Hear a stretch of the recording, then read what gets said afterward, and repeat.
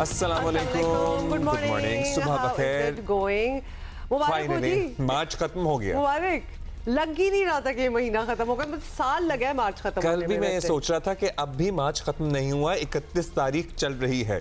मतलब मार्च में हमने जंगे, रमजान, सर्दियां, ईदें, सर्दियां, गर्मियां, दोबारा सर्दियां, heart breaks, please do not miss that. और शदीद बारिशें और यालाबारियां और PSL और IPL और सारा कुछ हो रहा है चीजें। और ये ना समझिएगा कि हम आपको अप्रैल फूल बना रहे हैं और मार्च अभी तक चल रहा है। नहीं नहीं, मार्च वाकई खत्म हो गया और आज जो है वो 1 अप्रैल है। और उसके हवाले से भी हम आपको वैसे तो खबरदार कर दें कि आज 1 अप्रैल है, तो मजाक मजाक में कोई आपको बेवकूफ़ भी बना सकता है। हम ऐसा नहीं करेंगे बिल्कुल, we never do that, but we have to warn you, so be warned. So with that warning we will start the show. और बताना आपको ये भी है कि आज स्कूल्स भी खुल गए हैं। वो तमाम स्कूल्स जो ऑस्टेरिटी मेजर्स के तहत बंद किए गए थे, ऑनलाइन क्लासेस कर दी गई थी। दफातर में आपको पता है ऑलरेडी औकात कार कुछ मखसूस कर दिए गए हैं, मुख्तसर किए गए थे। फिर हफ्तावार कुछ दिन ऑनलाइन कर दिए गए थे। अब स्कूल्स रीओपन हो रहे हैं और हम मुख्तलिफ स्कूलों की सूरत हाल भी आपको दिखा रहे हैं on screen. Parents are happy, their children are not so happy. Parents are delighted. मतलब कि उनको भी मार्च जो है ना वो चुभ रहा था कि ये कब होगा। But anyway, so schools are open और बिलाखिर ये मुनासिब भी फैसला था। और लगता है कि हुकूमत को भी एहसास हो गया कि तेल बचाने और किफ़ायत शारी के लिए कुछ और ही इकदाम करना पड़ेंगे। Everything can not come down to the schools. पहली चीज़ तो आपको पता ही है, वरना ये हो जाता है। अब वज़ीर आज़म की ज़ेर सदारत कल एक अहम इजलास हुआ है। पेट्रोलियम मसनूआत की सप्लाई चेन का जायज़ा लिया गया है और हुकूमत फ़िलहाल मुतमईन है कि मुल्की ज़रूरियात के लिए पेट्रोल डीजल मुनासिब मिकदार में मौजूद है। इट्स ओके, मगर ज़मीनी हक़ाइक़ ये हैं कि ख़ित्ते के हालात जो हैं वो अभी तक गैर यकीनी सूरत हाल से दोचार हैं। इसलिए कभी कभार फैसले कुछ करना पड़ते हैं, because you might be okay now, you don't know what's coming next. जंग किस करवट बैठेगी, फिलहाल कोई वाज़ेह नक्शा दिखाई नहीं दे रहा। ऑल्दो वज़ीर आज़म ने मुतल्लिका वज़ारतों को सूबों के साथ मुशावरत के बाद हतमी तजावीज़ पेश करने की हिदायत की है। इजाफी छुट्टियों के भी खातिर का नताइज नहीं मिले हैं। दूसरी तरफ दुनिया भर में तेल की कीमतें बढ़ी रही हैं। तेल पैदा करने में खुद कफील अरब ममालिक तक तेल महंगा करने पर मजबूर हो गए हैं। वो भी मुत्तहदा अरब अमारात में पेट्रोल की कीमत में 30%, डीजल की कीमत में तकरीबन 70% इजाफा रिकॉर्ड किया गया है। And also we should already be prepared कि अगर डीजल ज़ाहिर है हमारा तेल तो जो पेट्रोल है वो मोटरसाइकिल गाड़ियों वगैरह में इस्तेमाल होता है, लेकिन diesel is the backbone. Transportation हो गई, गुड्स ट्रांसपोर्टेशन हो गई, फिर एग्रीकल्चर हो गया। एग्रीकल्चर का सारा इन्हिसार भी डीजल पर है। अच्छा, आलमी मंडी में आपको बता दें कि ब्रेंट खाम तेल की फी बैरल कीमत हो चुकी है $113 और पाकिस्तान में भी गैस की कीमत बढ़ा दी गई है। और कल LPG की कीमत में 78 रुपये 28 पैसे फ़ी किलो का इजाफा किया गया है। फ़ी किलो अब 1 किलो LPG की नई कीमत हो गई है 304 रुपये 12 पैसे। मशरिक़ वस्ता के हालात सर्टनली बता रहे हैं कि हुकूमत के लिए ज़्यादा देर तक सब्सिडी देना या उस शॉक को एब्जॉर्ब करना भी मुमकिन नहीं रहेगा ना, क्योंकि अभी तो PSDP के फ़ंड से हम तरक्याती जो फ़ंड्स हैं हमारे, उससे पैसे निकाल के इधर भर रहे थे। मोटरसाइकिल सवारों को सस्ता पेट्रोल देने का फार्मूला इंतहाई पेचीदा है, लेकिन कोई भी पेचीदा काम अगर हुकूमत चाहे तो कर तो सकती है। लॉकडाउन के भी अपने मनफी असरात मौजूद हैं। मतलब अगर लाहौर जैसे बड़े शहर में एक हफ्ते में लिटरली तमाम मोटरसाइकिलों पर एंटेनाज लग सकते हैं, सेफ्टी रॉड्स लग सकती हैं, तो फिर बहुत कुछ हो सकता है। लेकिन certainly this is more complicated than that, we also understand it. So इसी पे ज़रा हम बात करते हैं। अरूबा इब्राहिम ने हमें ज्वाइन किया है इस्लामाबाद से कि इस्लामाबाद में भी स्कूल्स खुल गए हैं, तो क्या सूरत हाल, ट्रैफिक ज़रा बढ़ जाती है आपको पता है? अरूबा, गुड मॉर्निंग, क्या हाल है आपका? क्या देख रही हैं इर्द गिर्द? और मतलब कीमतें जो ऊपर नीचे हुई हैं, स्कूल्स अब वापस खुल गए हैं, शहरियों का क्या ओपिनियन है, क्या रद्द अमल है? How are they feeling about it? अच्छा, पेशावर में जो है वो स्प्रिंग वेकेशंस चल रही थी, लेकिन आज जो है दोबारा जो तालीमी सिलसिला है वो बहाल हो गया है और स्कूल्स दोबारा खुल गए हैं। ताहम इस बार जो है कुछ अहम फ़ैसले भी सामने आए हैं, क्योंकि जो मौजूदा सूरत हाल है, जैसे कि ईंधन की कीमतों में इजाफ़ा हो रहा है और जो सप्लाई के मसाइल हैं, तो उसकी वजह से जो है टाइम टेबल में भी चेंजेस की गई हैं और जो स्कूल के औकात कार हैं उनमें भी चेंजेस की गई हैं। अब ऐसा है कि जो स्कूल्स हैं वो हफ्ते में 4 दिन खुले रहेंगे, जबकि जुम्मे और हफ्ते को छुट्टी होगी, यानी हफ्ते में सिर्फ 2 दिन ही स्कूल जाया करेंगे बच्चे। और इसी तरह क्योंकि अब जो है सिर्फ 4 दिन पढ़ाई है, तो जो स्कूल की टाइमिंग है, जो औकात कार है, उसको भी एडजस्ट करने के लिए कुछ तब्दीलियाँ की गई हैं, ताकि कम से कम वक्त में ज़्यादा मौसर तरीके से पढ़ाई कराई जा सके। तो अब जो प्राइमरी और मिडिल स्कूल्स हैं उनकी टाइमिंग जो है वो सुबह 7:30 बजे से शुरू होगी, और इसी तरह जो हाई और हाई सेकेंडरी स्कूल हैं उनकी टाइमिंग भी एडजस्ट की गई है। और जो इंटरमीडिएट क्लासेस हैं वो दोपहर 3 बजे तक जारी रहेगी, क्योंकि जैसे कि उनका सिलेबस ज़्यादा होता है, तो इसी औकात में उनके सिलेबस को पूरा करने के लिए ये टाइमिंग्स दी गई है। दूसरी जानब अगर हम लोग शहरियों की बात करें तो जो है ईंधन के जैसे मसाइल चल रहे हैं, पेट्रोल की कीमतों ज़्यादा हो गई हैं, और सप्लाई में भी मसाइल हैं, तो शहरी काफ़ी परेशान नज़र आ रहे हैं। और जैसे कि खैबर पख्तूनख्वा में स्पेशली स्कूल्स में आगे छुट्टियां देने का कोई इरादा नहीं है, तो इस लिहाज से वो थोड़े परेशान हैं, क्योंकि ट्रांसपोर्ट का भी मसला है, आने जाने के काफ़ी मसाइल हैं। तो इस लिहाज से हालांकि पहले इस तरह होता था कि अप्रैल में ही न्यू सेशन शुरू हो जाता था, लेकिन अब स्प्रिंग वेकेशंस दी गई थी और आज दोबारा स्कूल्स खुल गए हैं, लेकिन अब जो न्यू सेशन है वो 1 सितंबर से शुरू होगा। अच्छा, ये बताइएगा, पेशावर से आपने हमें ज्वाइन किया, हम तस्दीक करते हैं यहाँ पे अरूबा, कि ट्रांसपोर्ट ज़ाहिर है एक मेजर मसला भी होता है वालिदैन के लिए। हर कोई अपने बच्चों को ख़ुद नहीं पिक एंड ड्रॉप दे सकता, मुख्तलिफ मसरूफियात, मुख्तलिफ रूटीन्स की वजह से। ये बताइएगा कि ट्रांसपोर्ट वैन वालों ने भी क्या किराए बढ़ा दिए हैं पेट्रोल की कीमतें बढ़ने के बाद? क्योंकि बाज़ लोग माहाना बेसिस पे ले रहे होते हैं, बाज़ की कोई आदत सेटिंग होती है। जी बिल्कुल ऐसा ही है, क्योंकि अब देखें पेट्रोल की कीमतों में इजाफा हो गया है, तो जाहिर है जो वैन वाले हैं या जो ट्रांसपोर्ट वाले हैं उनके लिए भी अपनी रोज़मर्रा ज़रूरियात को पूरा करना मुश्किल हो जाता है। तो अब जो है बच्चों के जो किराए हैं उनमें भी इजाफा कर दिया गया है। स्कूल्स के साथ साथ अब वैन के किराए में जब इजाफा हो गया है तो वालिदैन और भी परेशान है, क्योंकि महंगाई का दौर है, और ऐसे में जो है सारी ज़रूरियात पूरी करना, जो बेसिक नेसेसिटीज़ हैं उनको पूरी करना काफ़ी मुश्किल हो जाता है। तो जो वालिदैन अपने बच्चों को पिक एंड ड्रॉप दे रहे हैं उनके लिए भी काफ़ी मुश्किल है, क्योंकि जाहिर है पेट्रोल उनका भी खर्च हो रहा है। दूसरी जानिब जो वैन वाले हैं उन्होंने भी अपनी कीमतों में, जो किरायों में है, वो इजाफा कर लिया है।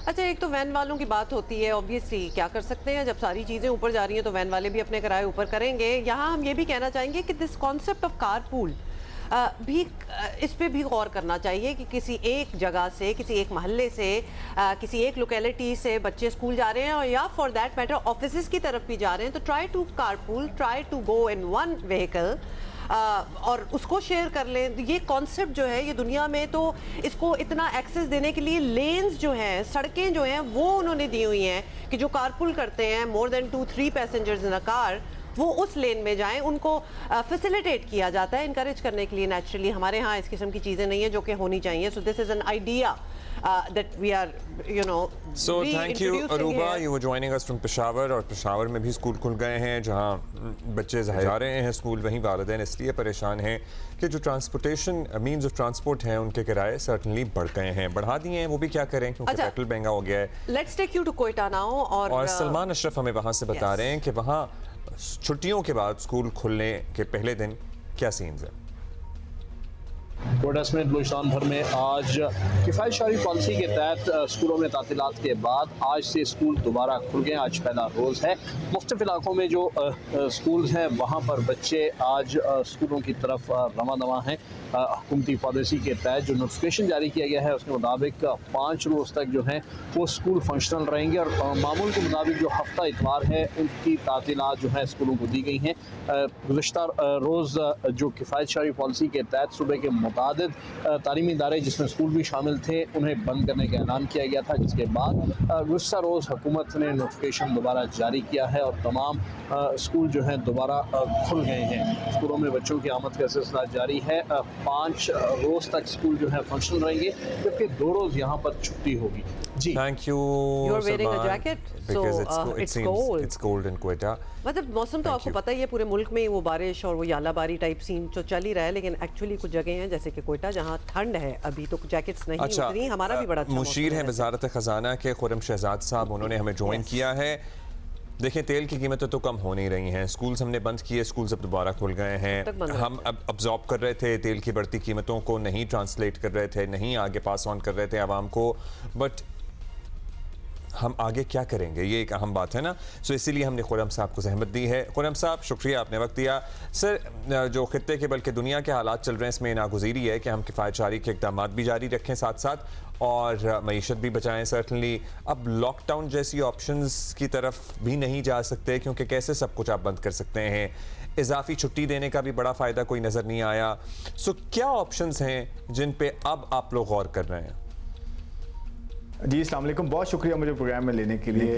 देखिए, ये बातें बिल्कुल ठीक हो रही हैं कि जो है ग्लोबली प्राइसेस बढ़ रही हैं। आपने देखा है कि तकरीबन मैं आपको बताऊं 24 कंट्रीज़ हैं जिसमें डेवलप्ड इकोनॉमीज़ यानी कि तरक्की याफ्ता इकोनॉमीज़ और तरक्की पजीर, इन दोनों ने मैसिवली जो है प्राइस इंक्रीज़ किया है। और साथ साथ कंजर्वेशन के जो है मेजर्स भी हैं, यानी कि तवानाई को बचाया कैसे जाए। उसमें छुट्टियों का भी जो है वो कुछ कंट्रीज़ ने दिया है कि जी मिडल ऑफ द वीक एक छुट्टी दे दें ताकि वो एक साथ छुट्टियाँ ना आएँ और लोग ज़्यादा जो है वो यूज़ ना करें, ट्रैवल ना करें और ज़्यादा जो है वो कोई इस तरह की चीज़ें ना करें जिससे ज़्यादा जो है ज़या हो तवानाई का। और उसके साथ साथ जो है राशनिंग भी हुई है हर जगह पे, काफ़ी जगहों पे, और जो है प्राइस इंक्रीज़ ज़्यादा हुए हैं। इनफैक्ट आप देखें 80% तक जो है वो प्राइसेस इंक्रीज़ हुई हैं। आप फिलीपाइंस देख लें, वियतनाम देख लें, मलेशिया देख लें, आप नाइजीरिया देख लें, आप और दूसरे कंट्रीज़ देख लें, चाइना देख लें। इवन चाइना ने 25% बढ़ाई है और हमने 22% बढ़ाई है प्राइसेस। हमने पहले एक्ट किया, प्रोएक्टिव जो है मेजर्स दिए और उसके साथ साथ दूसरे कंट्रीज़ ने जो है फिर फॉलो थ्रू किया। आप देखें बाकी जो कंट्रीज़ हैं, मैं आपको बताऊं 23 कंट्रीज़ में से 15 कंट्रीज़ ने 25% से लेकर 80% तक जो है वो कीमतें बढ़ाई हैं। डीजल हो गया और दूसरे पेट्रोल की कीमतें हो गई। अभी आप यूएई की देख लें, कल यूएई ने 70% डीजल बढ़ा दिया और 30% पेट्रोल बढ़ाया है। तो ये डेफिनेटली बात है कि प्राइस इंक्रीज़ कैसे करना है, नहीं करना। और पाकिस्तान ने प्रोटेक्ट किया है कंज्यूमर्स को। आपने देखा है कि गवर्नमेंट ने अपने खर्चे काटे हैं, कोई एडिशनल बजट से एडिशनल कोई सब्सिडी नहीं दी है जो कि पहले होता रहा है, और जो है वो खर्चे नहीं कटे। आज खर्चे कम करके, जो कि अच्छी खबर है कि खर्चे कम करना और उसका इम्पैक्ट पास ऑन करना, और आपको जो फिस्कल जो बैलेंस है यानी कि जो अदायगियाँ अखराजात और जो आपकी आमदन के जो फ़र्क है उसको बड़ा बैलेंस भी रखना है, क्योंकि IMF प्रोग्राम में आप लिमिटेड रिसोर्सेस हैं आपकी, तो ये तो नहीं कर सकते अफोर्ड। तो देखें ये बात ठीक है, आगे सारे ऑप्शंस टेबल पे हैं कि किस तरह से कोई टारगेटेड सब्सिडी देनी हो, किस तरह से जो है वो प्राइस को रैशनलाइज करना है, किस तरह से जो है वो कंजर्वेशन को और मजबूत करना है, प्राइवेट सेक्टर को किस तरह से लेकर आना है, ये सारी चीज़ें, ये सब चीज़ें ऑप्शन जो है टेबल पे। काफ़ी मुल्कों का आपने नाम लिया, लेकिन कुछ ऐसे भी मुल्क हैं, मतलब हैरान हो जाते हैं हम कि how they are managing. Australia ने अपनी जो एक्साइज जो हैं वो कम कर दी हैं फ्यूल पे, और कोई 26.3% पर लीटर जो है उनकी फ्यूल प्राइस कम हुई है। They want to obviously give that ease of life to the people over there, और सारा बोझ जो है उन्होंने खुद हुकूमत ने अपने ऊपर लिया है। तो ऐसे मेजर्स भी हैं मुल्क में, कुछ एग्जांपल्स देने के लिए ये हो रहा है। But on the other hand अरब ममालिक जो एक्चुअली तेल प्रोड्यूस करते हैं, अरब ममालिकों पे एक जंग छिड़ी हुई है, जंग तो भी छिड़ी हुई है, लेकिन तेल तो उनकी अपनी प्रोड्यूस भी है ना। Absolutely, So and they are being hit बढ़ाई left, है। right, and center. But just saying, there are people, there are nations which are अच्छा। taking other measures as well. अच्छा, ये हमने जरा आपसे भी पूछना है खुरम साहब, ये बताइएगा कि दुनिया में ऑब्वियसली तेल की कीमतें अदरवाइज तो बढ़ ही रही हैं, और अरब ममालिक तक में ये हो रहा है जहां आप कभी सोच भी नहीं सकते थे। तो पाकिस्तान में भी गैस की कीमत जो है वो बढ़ा दी गई है। अब तक पेट्रोलियम मसनूआत पर कंट्रोल ही है, लेकिन आगे क्या होगा पता नहीं, हुकूमत के पास कोई चॉइस रहेगी भी कि नहीं। Let's see. अरबों की सब्सिडी देते रहना भी ऑब्वियसली वी अंडरस्टैंड मुमकिन नहीं रहेगा। क्या आवाम को भी कुछ सख्त फैसलों के लिए तैयार हो जाना चाहिए कि it's going to soon come down to us? जी देखिए, मैं तो ये कहूँगा कि बिल्कुल तैयार रहना चाहिए, क्योंकि देखें आवाम खुद भी जो है ना इस चीज़ को समझें, हम सब मिल के समझें। ये मैं हमेशा अभी कहता आया हूँ कि ये साझा प्रॉब्लम है। ये ऐसा नहीं है कि जी ये गवर्नमेंट का इशू है या आवाम का इशू है या प्राइवेट सेक्टर का इशू है या प्रोविंसेस का इशू है, ये सबका कलेक्टिव इशू है और सब ने इस पे कंट्रीब्यूट करना है। देखिए आपने शुरू में देखा कि प्राइस बढ़ाई गई, तो फिर ये भी हुआ कि जी अब गवर्नमेंट जो है अपने खर्चे भी कम करे और प्राइस को कम से कम बढ़ाए या प्राइस को कंट्रोल कर सके, किसी तरह जितना शील्ड कर सकती है आवाम को करे। वो गवर्नमेंट ने किया। आपने देखा 3 हफ्ते से, और ये चौथा हफ्ता ऑलमोस्ट चल रहा है कि आपको जो है प्राइस इंक्रीज़ नहीं मिला। लेकिन फिर दूसरे एंड पे ये भी होना है ना कि प्राइवेट सेक्टर हो और जो है आवाम खुद हो, हम सब जो है मिल के ये सोचें कि जी हमने जहाँ हम बचत कर सकते हैं, जहाँ हम कम तमन्नाई यूज़ कर सकते हैं, चाहे वो गाड़ियों का यूज़ हो, मोटरसाइकिल्स का यूज़ हो, चाहे वो घरों की बिजली का यूज़ हो, चाहे वो और दूसरे तरीके हों, रेस्टोरेंट्स हों, शॉपिंग मॉल्स हों, सब हों, मार्केटें कितने टाइम पे खुलनी है, बंद होनी है, सब ने कंट्रीब्यूट करना है। तो अगर ये नहीं होगा तो डेफिनेटली फिर वो टफ डिसीजंस आएंगे। और देखिए उसमें फिर यही होता है कि गवर्नमेंट हमेशा ये जो है कंसिडर करती है, और ये बात भी हो रही है, आपने देखा है कल जो है भी मीटिंग हुई, इससे पहले भी मीटिंग हुई है, कलेक्टिव मीटिंग कर रहे हैं, कलेक्टिव एक स्ट्रैटेजी बन रही है कि सूबे और फेडरल ये दोनों मिल के कैसे जो है उस तरह के ऑप्शंस रखें टेबल पे, वर्कआउट कर लें पहले कि अगर लेट्स से प्रोविंशियल लेवल पे कोई चीज़ इंप्लीमेंट करनी है, सब्सिडी इंप्लीमेंट करनी है या टारगेट सब्सिडी करनी है या और कोई तरीके अपनाने जिससे आवाम को भी इम्पैक्ट ना आए, जो डिज़र्व करते हैं वो वाला सेगमेंट जो डिज़र्व करता है, वो गुर्बत की लकीर से नीचे अगर है और वो जो अफोर्ड नहीं कर सकता और सपोर्ट चाहिए उस लेवल पे जहाँ पे देनी चाहिए, तो वो सारे वर्कआउट्स हो रहे हैं ऑप्शंस। और इंशाल्लाह आप देखेंगे कि जो है बहुत जल्द ये सब चीज़ें फाइनलाइज हो जाएंगी और जैसे ज़रूरत पड़ेगी उसका वो बिल्कुल इम्प्लीमेंटेशन होगा। इसमें कोई पीछे नहीं हटा जाएगा कि कोई टफ डिसीजन लेना है या एक बैलेंस डिसीजन लेना है या प्रोटेक्ट करना है, ये सब चीज़ें वर्कआउट करके तरीके से जो है इंप्लीमेंट की जाएंगी। अच्छा खुर्रम साहब, तेल और गैस के साथ हमारा बिजली का निज़ाम भी बरह रास्त लिंक्ड है। जो हालात सामने हैं, जो नई दुनिया बन रही है, इसमें तेल और गैस के ज़ाहिर है इससे बिजली आहिस्ता आहिस्ता कमी होनी है पैदावार इसकी, लेकिन अभी हमारा इन्हिसार है इस पे। सो क्या हम लॉन्ग टर्म में यही देख रहे हैं कि हमारा इन्हिसार इन प्रोडक्ट्स पे टू प्रोड्यूस इलेक्ट्रिसिटी कम और हमारी अपनी ज़िंदगी में भी तेल और डीज़ल इसका इन्हिसार कम हो, हम व्हीकल्स में भी बिजली की तरफ ही आएँ? देखें पाकिस्तान तो उन कंट्रीज़ में से है, ब्लेसिंग इन डिस्गाइज कह लें, और ऑफ कोर्स एक पॉलिसी डिसीजन भी रहा कुछ सालों से पिछले कि आपने सोलर को जो है वो प्रमोट किया, और सोलर का प्रमोशन इस तरह से किया ना कि लोगों को अलाउ किया, लोगों को बताया, पॉलिसी डिसीजन लिया गया और टैक्सेस में जो है कमी की गई, ना होने के बराबर थे कि जी आप जो है वो सोलर लगाएं, अपने घरों पे लगाएं, डीमोक्रेटाइज़ किया, इसको मैं इस तरह से कहता हूँ कि हर किसी को अलाउ किया कि वो सोलर लगाए और सोलर पर अपनी बिजली प्रोड्यूस करे। और देखें 25% तकरीबन हमारे पूरे जो पाए है प्रोडक्शन का जो बिजली प्रोड्यूस होती है उसके अंदर 25% हिस्सा आ चुका है। और मैं एक और चीज़ आपको बताता हूँ, पाकिस्तान अब वो कंट्री हो गया है कि 75% जो बिजली बनती है ना उसका 75% जो फ्यूल है, गैस है, कोल है और दूसरे तरीक़ों से बिजली बनती है, इवन सोलर भी उसके अंदर शामिल हो गया है। तो यहाँ ये जो ना 75% ये लोकली प्रोड्यूस है सारा, ये बहुत बड़ी डेवलपमेंट है और इंशाल्लाह अगले कुछ सालों में आप देखेंगे कि ये 90% पे चला जाएगा। और अब मैं बांग्लादेश एग्जाम्पल देता हूँ, वहाँ तो 90% प्लस जो है इम्पोर्ट करते हैं, वहाँ तो जो ब्लैकआउट्स हो रहे हैं। तो देखें ये बड़ी ज़बरदस्त एक चीज़ पाकिस्तान की हो गई है और अपॉर्चुनिटीज़ जिसमें आ रही हैं कि सोलर जो है वो प्रमोशन ऑलरेडी है उसकी और सोलर चल रहा है, उसके साथ साथ आपके यहाँ जो है ना वो पोर्ट्स पे जो है वो ट्रांसशिपमेंट आ रही है, पोर्ट्स आपके अच्छा काम कर रहे हैं, वहाँ पे आपको इन्फ्लो अच्छा मिल रहा है। उसके साथ साथ आप देखें आपकी ग्लोबल जो है कॉन्फ्लिक्ट को आप फोर्थ कमिंग है, आप आगे आ रहे हैं उसको रिजॉल्व करवाने के लिए। फिर हमारे यहाँ 20 शिप्स जो है एडिशनल वहाँ से छुट गए हैं ईरान से, हमारे यहाँ ऑलरेडी 28-30 दिन का फ्यूल टैंक्स में मौजूद है, चाहे पेट्रोल हो, डीजल हो, क्रूड ऑयल हो और दूसरे फ्यूल्स हो। हमारे 20 शिप्स का मैं ऐड करूँ ना, अगर 20 शिप्स का भी नहीं कुछ शिप्स का ऐड करूँ तो 45 दिन तक जाता है हमारा इन ट्रांजिट जो आपके पास फ्यूल आ रहा होता है। तो उसको भी वैसे ऐड नहीं करते उसको, लेकिन मैं अगर उसको भी ऐड करूँ तो 30 से हमारा उठ के 45 दिन का जो है वो फ्यूल स्टॉक, हमारे स्टॉक्स बेहतर हो रहे हैं, हमारी पोजीशनिंग अच्छी हो रही है। लेकिन ये है कि आगे जाते हुए हमें और बेहतर करना है, इससे ये हमें बैठ नहीं जाना सुकून से कि जी ठीक है अब हम बड़े अच्छी पोजीशन में हैं, हमारे सफिशिएंट स्टॉक्स हैं, सब कुछ है, हम प्राइस नहीं बढ़ा रहे। लेकिन ये है कि हमें कहीं ना कहीं जो है डिसीजन अपने जो है वो करने हैं, बेहतर करने हैं, ताकि सब मिल के इस क्राइसिस से निकलें और बेहतर निकलें, ताकि मुल्क जो है और बेहतर निकले और आगे जाते हुए हम इस तरह के क्राइसिस को बड़े आराम से जो हैंडल कर सकें। शुक्रिया खुर्रम शहजाद मुशीर वज़ीर ख़जाना। वैसे आपने सोलर की बात की, मतलब उस तरह वैसे मतलब स्प्रेड आउट नहीं है पाकिस्तान में जितना होना चाहिए, जितना हमारा सूरज है। दूसरा ये कि विंड बेस्ड इलेक्ट्रिसिटी की तरफ भी आए, एटलीस्ट हमें सिंध में तो ये करना चाहिए जो हवाएं इधर चलती हैं। तो there are so many avenues जिनको हमने उस तरह छुआ भी नहीं। सोलर तो हमने टैप किया है, हमें मतलब हमारे अर्बन सेंटर्स और हमारे रूरल सेंटर्स में भी मतलब जो प्राइवेट सोलराइजेशन है वो बहुत ज्यादा हुई है। अच्छा, विंड बेस्ड इलेक्ट्रिसिटी जनरेशन पे हमें सोचना चाहिए। So that's another avenue that we are totally letting go. आ जाए जी, अब जरा कराची के हालात और स्कूल्स यहाँ भी खुल गए हैं और राना जावेद हमारे साथ मौजूद हैं और उनसे मालूम करते हैं कि क्या सीन है। शुक्रिया आपका राना जावेद। बताइएगा, कराची में भी कुछ स्कूल तो मंडे से एक्चुअली खुल गए थे, including my children school and a few others that I know, but बहुत से आज से खुल रहे हैं। सो क्या मनाजर देखने को मिल रहे हैं? जी बिल्कुल, मशरिक़ी वुस्ता में जो सूरत हाल है उसके पेश नज़र जो तेल की कीमतों के हवाले से और तेल के हवाले से जो बहरान पैदा हुआ था, उसके बाद हुकूमत पाकिस्तान और हुकूमत सिंध ने फैसला किया था कि किफ़ायत शहरी मुहिम चलाई जाएगी और उसके तहत जो है स्कूलों में 16 मार्च से 31 मार्च तक तातीलात का ऐलान किया गया था और उसके बाद आज से दोबारा स्कूल खुले हैं, तदरीसी अमल बहाल हो चुका है। और कल वज़ीर तालीम सिंध सैयद सरदार अली शाह और वज़ीर इत्तलात शर्जील मेमन ने ऐलान किया था कि अब तमाम तालीमी इदारे, स्कूल, कॉलेजेस और जामियात खोल दिए गए हैं। ऑनलाइन क्लासेस के बजाय अब फिज़िकल क्लासेस होंगी।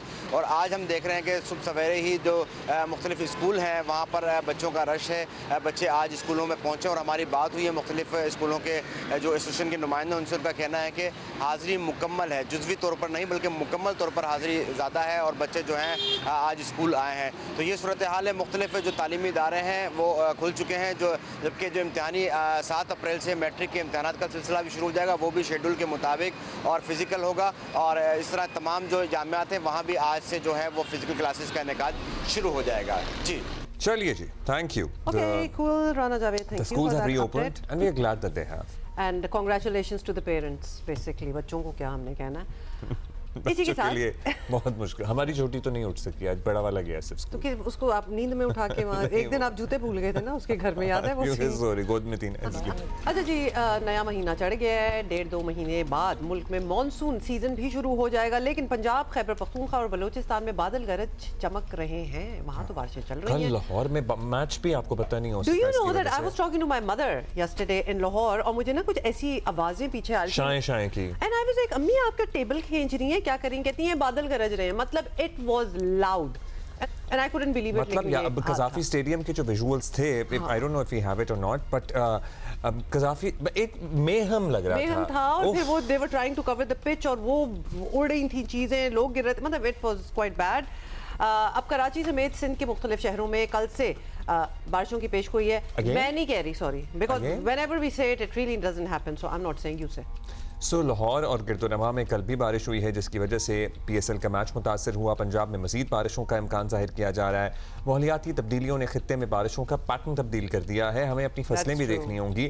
खैबर मैंने आपको बताया था ना, ये जो शुरू में इंतहाई गर्म मौसम, फिर ठंड और अब बारिशें, हमारी फसलें मुतासर हो रही हैं। और हमारी आपको पता है आम वगैरह बड़ी इंपॉर्टेंट फसलें होती हैं सीज़न की। खैबर पख्तूनख्वा में 25 मार्च से अब तक बारिशों के बायस 18 अफराद जाँ बहक हुए हैं, 72 ज़ख्मी हुए हैं। कश्मीर में बारिशों से लैंडस्लाइडिंग के वाक़यात पेश आ रहे हैं। शाहराह नीलम, केल और दीगर मकामात पे रास्ते बंद हैं। बारिशों का यह सिलसिला रुकता हुआ भी दिखाई नहीं दे रहा। आज से 4 अप्रैल तक मुल्क में बेशतर हिस्सों में आंधी और गरज चमक के साथ मजीद बारिशों का इम्कान है। Let's talk about it. हाँ, let us talk about Mohammad it. Afzal sahab ने हमें ज्वाइन किया है, चीफ मेट्रोलॉजिस्ट हैं, PMD। Afzal sahab, let's start with Karachi because बाकी जरा देख ही रहे हैं कि बारिशें हो रही हैं, will talk about that as well. लेकिन हमारे लिए भी फोरकास्ट कल से बारिशों की है। अभी वीकेंड जो गुजरा है उस पे उस पे भी थी, भी हुई फोरकास्ट नहीं थी, लेकिन। कुछ भी नहीं हुआ। तो व्हाट्स गोइंग ऑन? जी बिल्कुल, अभी जो इस वक्त सिस्टम मौजूद है बारिशों का, वो इस वक्त गवादर, जीवानी और जो साउथ कोस्टल एरियाज हैं पाकिस्तान के, उनके साथ साथ मूव कर रहा है। और ये कल पहुंच जाएगा कराची और उसके मज़ाफ़ात में और उसके सराउंडिंग में। लोअर सिंध के और शहर भी मुतासर होंगे। तो इसके अलावा आप जैसे आपने बता दिया कि 2 तारीख से 4 तारीख तक जो है बारिशों का एक और मज़ीद सिलसिला हम एक्सपेक्ट कर रहे हैं। और ये सिलसिला इसी तरह से ही हैवी रेनफॉल देगा जिस तरह से अभी पिछला स्पेल गुजरा है। तो इससे मुख्तलिफ जो हमारी डेली लाइफ है वो डिस्टर्ब हो सकती है। और नॉर्दर्न एरियाज में और पहाड़ी इलाकों में, नदी नालों में तो यानी भी आ सकती है। और इसके अलावा जो PSL के मैचेस हो रहे हैं ये भी कहीं कहीं डिस्टर्ब हो सकते हैं। अच्छा, तो इसके बाद फिर ये सिलसिला रुकने वाला नहीं है। 4 तारीख के बाद 5 और 6 को छोटा सा गैप है, बट उस गैप का मतलब ये है कि फिर बारिशें जो है वो स्कैटर्ड फॉर्म में होगी। किसी एक एरिया में बड़ी लोकलाइज्ड किस्म की रेनफॉल हो सकती है। और फिर इसके बाद 6, 7, 8 और 9 जो है इसमें फिर हैवी रेंज होंगे। अच्छा 7, 8, 9 को हैवी रेंज हैं, तो मुझे ये बताइएगा कि ये हम कौन से सीजन की बारिशें देख रहे हैं? मतलब मार्च में बारिश हो जाना, हमने 2-3 साल, हम मुत्तहिदा अरब अमारात की भी बात कर रहे थे, वहाँ पे भी हमने 2-3 साल पहले अप्रैल में इसी तरह अर्बन फ्लडिंग देखी थी, लेकिन ये बारिशें हुए चली जा रही हैं। So what should we call it? जी ऐसा जो पैटर्न है कि बारिशें सीजन के एंड में होती हैं, ये पैटर्न हम काफ़ी अरसे से पिछले को 5-6 साल से ऑब्जर्व कर रहे हैं कि अर्ली विंटर में बारिशें कम होती हैं या स्नोफॉल भी कम होती है, लेकिन लेट सीजन में ज़्यादा होती है। ख़ास तौर पे जो क्रॉप्स है, और हर साल जो है वो इसी तरह हो रहा है कि जो क्रॉप्स हैं हमारी वो डैमेज हो जाती हैं, क्योंकि स्टैंडिंग क्रॉप्स में अगर वाटर लॉगिंग हो जाए, जैसे गंदम है, तो वो सारी गिर जाती है। तो पिछले कई अरसे से हम इसी तरह से देख रहे हैं। That can be attributed to the overall regional and global climate change. right. अच्छा, इस साल क्या हुआ है? इस साल फर्क क्या है? इस साल फर्क ये है कि जो पोलर वोर्टेक्स होता है, जो यानी कि नॉर्थ पोल है, उसके अराउंड एक लो प्रेशर एरिया डेवलप होता है। अगर वो स्ट्रांग होता है तो उससे वो अपनी जो लोकल रीजन है वहीं पे कन्फाइंड रहता है, लेकिन जब वो वीक होता है तो वो फैल जाता है, यानी उसका फैलाव ग्लोब के ऊपर बहुत बढ़ जाता है और मिएंडरिंग बन जाती हैं। तो इन मिएंडरिंग के अंदर जो है वो जो वेस्टर्न डिस्टर्बेंसेज हैं वो फ्रीक्वेंटली हमारी तरफ आने लग जाती हैं, जैसा कि अभी हम ऑब्जर्व कर रहे हैं।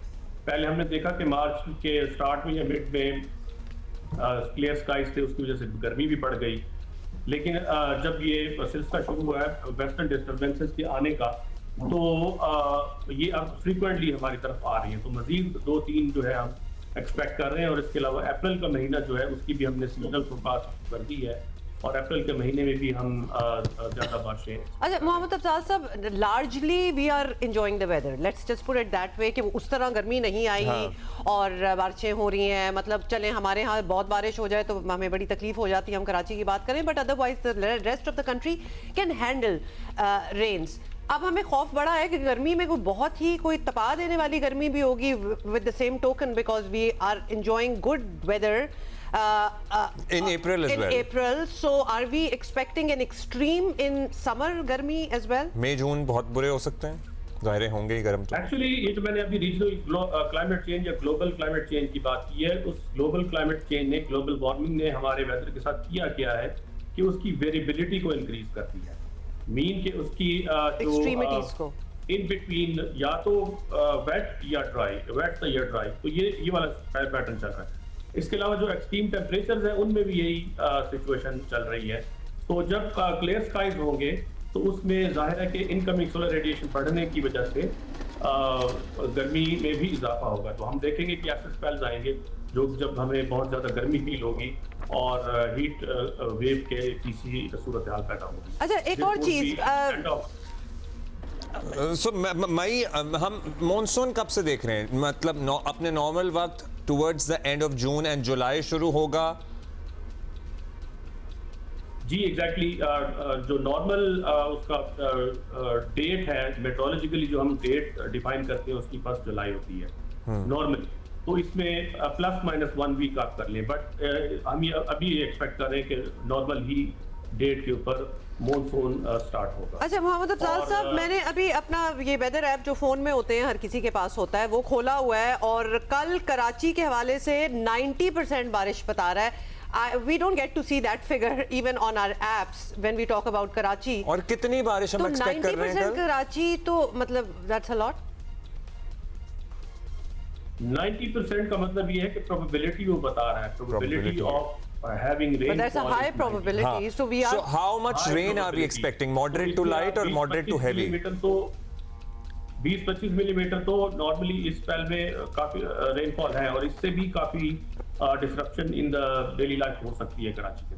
अच्छा नहीं, हम क्या अर्बन फ्लडिंग का खदशा हम कह सकते हैं कि कराची में हो सकता है? And at the same time हमने देखा है इस्लामाबाद में ओले जो पड़ते हैं उससे बहुत नुकसान होता है, गाड़ियाँ, सोलर प्लेटें, मतलब अमलाक का नुकसान होता है। सो कराची में सिर्फ बारिश ही है या ओले भी पड़ सकते हैं? पिछली दफा भी पड़े थे। ज्यादातर इम्कान बारिश का, हैवी रेन का है, और इसमें कहीं कहीं आइसोलेटेड प्लेसेस पे ओले पड़ सकते हैं, बिकॉज इसकी ट्रफ जो है बहुत डीप है, जो ये जो कमिंग वेदर सिस्टम है, और ये ऊपर एटमॉस्फेयर में बहुत ऊंचाई तक जो है 200 hyper level, that means 12 kilometre तक जो है वो ट्रैफिक। अच्छा, अब हम सिंध के एग्जैक्टली हैदराबाद, बदीन, इनकी भी बताते हैं जरा सूरत हाल क्या रहेगी। जी दोबारा बोलिए किस। मैंने कहा कराची के साथ जो मुल्का शहर हैं, फिर आगे हैदराबाद एंड ऑनवर्ड्स, वहाँ भी क्या बारिशें होंगी? जी एग्जैक्टली, वहाँ पे भी बारिशें होंगी और तकरीबन ऑलमोस्ट पूरे कराची में जो है वो वक्फे से बारिशों का सिलसिला रहेगा। पूरा सिंध बेसिकली आप कह रहे हैं, नॉट जस्ट पूरा कराची? पूरे सिंध जी, पूरे सिंध में ज्यादातर साउथ की तरफ फोकस है और नॉर्थ सिंध, अपर सिंध में भी होगी बात। अच्छा, लाहौर में आपको पता है कल भी एक PSL का मैच नहीं हो सका और अभी है उनका ये लेग चल रहा है। सो क्या आज मौसम क्लियर है या आज से मतलब आगे 2-3 रोज भी बारिश ही है लाहौर में? आगे आज तो उसमें गैप होगा, लेकिन आगे 2-3 दिन जो है वो बारिशें होंगी। और ये जो कल इवेंट हुआ है वो उसको हमने अपनी लोकल फोरकास्ट में भी कवर किया था और उसके लिए हमने नावकास्ट जो हमारी ऐप के थ्रू इशू की जाती है, तो वेदर होने से कोई 1-2 घंटे पहले, तो वो भी कल हमने इशू कर दी थी। बट इस तरह के जो एक्सट्रीम वेदर है वो कल कितनी बारिश हुई? क्योंकि हमें जो विजुअल्स थे वो हॉलनाक थे। मतलब वो विजुअल्स हम those are not your usual ones Lahore में। जी देखिए, बारिश की अमाउंट अगर आप देखें ना तो वो इतनी नहीं है। मतलब एक जो निश्तर पार्क है उस साइड पे निश्तर टाउन में 50 मिलीमीटर जो सबसे ज्यादा रिकॉर्ड की गई 50 मिलीमीटर, और दूसरे नंबर पे जौहर टाउन में 32 मिलीमीटर रिकॉर्ड हुई है। इसके अलावा जो है डिफरेंट एरियाज है उसमें 10 से 15 मिलीमीटर, और कहीं कहीं पे जैसे सगियां पे 4 मिलीमीटर, इकबाल टाउन में 3 मिलीमीटर हुई है। तो overall amount of the rain इतनी नहीं थी, लेकिन क्योंकि वो एक तो मुख्तलिफ जगहों पे आइसोलेटेड प्लेसेस पे जैसे फिरोजपुर रोड है या दूसरे इलाके वहाँ पे ओले भी पड़े हैं, तो इसमें जो हवा थी तेज, उसने ये डेवास्टेटिंग पिक्चर पेंट की है। और हमने जो स्ट्रॉन्ग विंड रिकॉर्ड की है 4:45 से लेके 5:48 तक जो गस्ट चले हैं वो लाहौर सिटी में 78 किलोमीटर पर आवर और लाहौर एयरपोर्ट पे 63 किलोमीटर पर आवर रिकॉर्ड हुआ है। अच्छा, टॉकिंग ऑफ डेवास्टेटिंग पिक्चर, जी जी बिल्कुल, I was just going to mention that कि हम लाहौर के ही विजुअल्स दिखा भी रहे हैं कि दिस वेदर वाज, मतलब हम तो सारों को we are going to wish them well, क्योंकि this can turn into a very scary experience. बहुत शुक्रिया। ऐसे ही है जी तो झक्कड़ जब चलता है, हवा तेज होती है और साथ में बारिश अगर कम अमाउंट में भी आ रही हो तो वो लगता है कि फील ज्यादा होती है कि पता नहीं बहुत ज्यादा बारिश हो रही है। तो लेकिन जाहिर है ये भी एक हैवक ही है और एक हैजर्ड ही है कि स्ट्रॉन्ग विंड में फिर वो बिल बोर्ड मुतासर होते हैं, लोगों के सोलर पैनल मुतासर होते हैं और इस तरह के कई बिल बोर्ड्स वगैरह, मतलब एनीथिंग कैन हैपन। बहुत शुक्रिया मोहम्मद अफजाल साहब for being with us. So we'll just be careful. जी बिल्कुल, और ये अनयूजुअल वेदर पैटर्न्स हैं, मतलब जाहिर है इससे फसलें भी हमारी मुतासर होती हैं, हो रही हैं। वहाँ दोबारा एक सूरत पैदा हुई है, आपको पता है अफगानिस्तान और पाकिस्तान के मुज़ाकरात की भी, उस बारे में भी बात करेंगे। इस्लामाबाद में आपको पता है एक बड़ा ही हौलनाक वाक़या हुआ था। मशहूर ताजर हैं आमिर शहजाद के कत्ल ने दारुल हुकूमत के कारोबारी बिरादरी में तशवीश की शदीद लहर पैदा कर दी थी। इस्लामाबाद पुलिस ने के लिए अहम कारोबारी शख्सियत के कत्ल का केस भी टेस्ट केस बन गया है और ये बात काबिल तारीफ़ है कि पुलिस इस इम्तिहान में कामयाब रही है और 24 घंटों में पूरे गैंग को गिरफ्तार कर लिया गया है। गैंग में अगेन एक अफगान शहरी भी शामिल हैं। कुछ मुल्जिमान को मर्दान से पकड़ा गया है। वज़ीर मुमलिकत ने इस बारे में बताया। जी, वज़ीर मुमलिकत तलाल चौधरी और IG इस्लामाबाद जो हैं उन्होंने मुश्तरका प्रेस कॉन्फ्रेंस की और उसमें गैंग के बारे में इंकशाफात किए और ये भी बताया कि मुल्जिमान की गिरफ्तारी के लिए आर्टिफिशियल इंटेलिजेंस से मदद ली गई है और ये गैंग पहले भी कई मुकदमात में इस्लामाबाद पुलिस को मतलूब था। सुने क्या कहा। सबसे पहले मैं इसमें बताता चलूं कि इसमें 17 टीम्स तश्कील दी गई, 17 टीम, जिसमें सेलुलर टेक्नोलॉजी वाली टीम भी मौजूद थी, जिसमें हमारी बैकवर्ड और फॉरवर्ड कैमरा ट्रैकिंग वाली टीम भी मौजूद थी, जिसमें हमारी जियो फेंसिंग वाली टीम भी मौजूद थी, इंटेरोगेशन वाली टीम्स भी मौजूद थी, जिसमें हर तरीके की रेडिंग टीम भी मौजूद थी। 6 जगहों से हमने जियो फेंसिंग कराई और जियो फेंसिंग के नतीजे में 137 ऐसी कॉल डिटेल्स थी जिनको एनालाइज किया। 257 कैमरास की फीड ली गई जिस फीड के साथ, और मैं आपको बताऊं जो 17 टीम्स हैं, उन 17 टीम्स के अलावा जो सेफ सिटी की टीम्स सेफ सिटी में बैठ के काम कर रही थी, वो टीम्स उसके अलावा हैं। और इस्लामाबाद में आर्टिफिशियल इंटेलिजेंस को यूज करते हुए genuinely this is the first heinous, the most heinous case जिसको हमने आर्टिफिशियल इंटेलिजेंस को यूज किया है, जिसमें बड़ा हमने 31 रेड किए। इसमें जो रेड किए गए वो पिंडी में भी रेड किए गए, इस्लामाबाद में भी रेड किए गए, और फिर फाइनली केपीके में रेड किए। केपीके में खास तौर पे 2 जिलों में, जिसमें 4 सद्दा और मर्दान में रेड किए, और फिर 4 सद्दा से ये जो मंसूर खान डकैत गैंग जो कि बुलेट प्रूफ जैकेट के साथ वारदात करता था, जो कि इस्लामाबाद और बैनुल सुबाई गैंग के तौर पे जाना जाता था, वो मंसूर खान जो है वो इसमें पकड़ा गया। और अल्लाह के फजलो करम से 4 सद्दा के बाद मर्दान में रेड करके इस गैंग के बाकी 4 मेंबर्स भी पकड़े गए।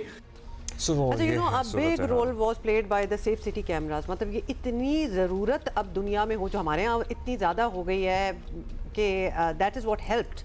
Kabul has thousands of cameras working as well. Karachi is still waiting. Let's talk to our मुल्ज़िमान की गिरफ्तारी में हमेशा की तरह आपको बताया ये हुमा ने कि सेफ सिटी कैमरों ने बड़ी मदद दी है, और इसी पे ज़रा बात करते हैं। अयाज अकबर हमारे साथ मौजूद हैं। अयाज, बताइएगा, बड़ा हाई प्रोफाइल केस, जाहिर है बड़ी तनकीद भी हो रही थी इस्लामाबाद में पुलिस पे और उनके, और खास तौर पे क्योंकि जहाँ ये हुआ वो जगह कोई आम लोगों के रहने की जगह भी नहीं है, वो लोकेलिटी अमीर लोगों के रहने की जगह, मतलब वो तो बड़े हाई फाई लोग वहाँ रहते हैं। तो हाउ डिड दिस हैपन?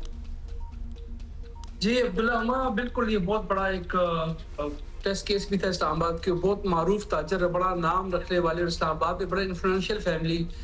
जब ये वाक़या हुआ तो हर बंदे ने बड़े जो है बहुत इस किस्म का इजहार किया कि यार ये इस बहुत बड़ा वाक़या हो गया। हमसे भी लोगों ने राब्ते किए। इस्लामाबाद पुलिस के लिए खुद बहुत बड़ा एक चैलेंज बन गया था कि ये इतना बड़ा वाक़या हो कैसे गया।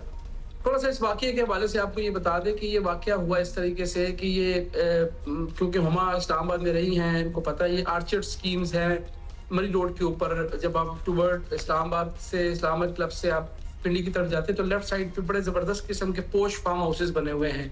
वहां पर बरगला टाउन के साथ ही ये ऑर्चर्ड फार्म्स हैं, और वहीं पे इनका ये फार्म था रॉयल ऑर्चर्ड्स के नाम से। वहीं पे रिहाइश पजीर थे। कुछ अर्सा पहले ये सेक्टर में थे, उसके बाद यहाँ शिफ्ट हुए। उसके बाद फिर ये जो इनका फार्म है ये काफी बड़ा था और उसको प्रोटेक्टेड किया गया था सीसीटीवी कैमरास के, और 3 गार्ड्स इन्होंने रखे हुए थे, और इन्होंने अपने डॉग्स भी, वॉच डॉग्स भी रखे हुए थे, काफी ज्यादा खतरनाक किस्म के, जो कि हमारे इत्तलात के मुताबिक। उस रात जब ये वाकया हुआ तो एक गार्ड ड्यूटी पे था और गार्ड रूम में नीचे 2 गार्ड सो रहे थे। ये जो 5 लोग थे जिसकी सरबराही मंसूर खान जो डकैत ग्रुप है जो कि बुलेट प्रूफ जैकेट्स के साथ ये वारदातें करता है, इसके साथ 2 और इसके साथी थे, उमैर और अतीकुल्ला। उमैर और अतीकुल्ला का ताल्लुक मर्दान से है और मंसूर इस फ्रॉम चारसदा। ये पहले भी मुतअद्दिद बार इस्लामाबाद पुलिस ने इनको चालान किया हुआ है मुख्तलिफ मुकदमात में, डकैतियों में। ये कुछ अर्से पहले जेल से आए, वहीं पे इन्होंने प्लानिंग की। 2 इन्होंने साथ अपने अफगानी शामिल की जो कि मर्दान के ही रिहायशी थे।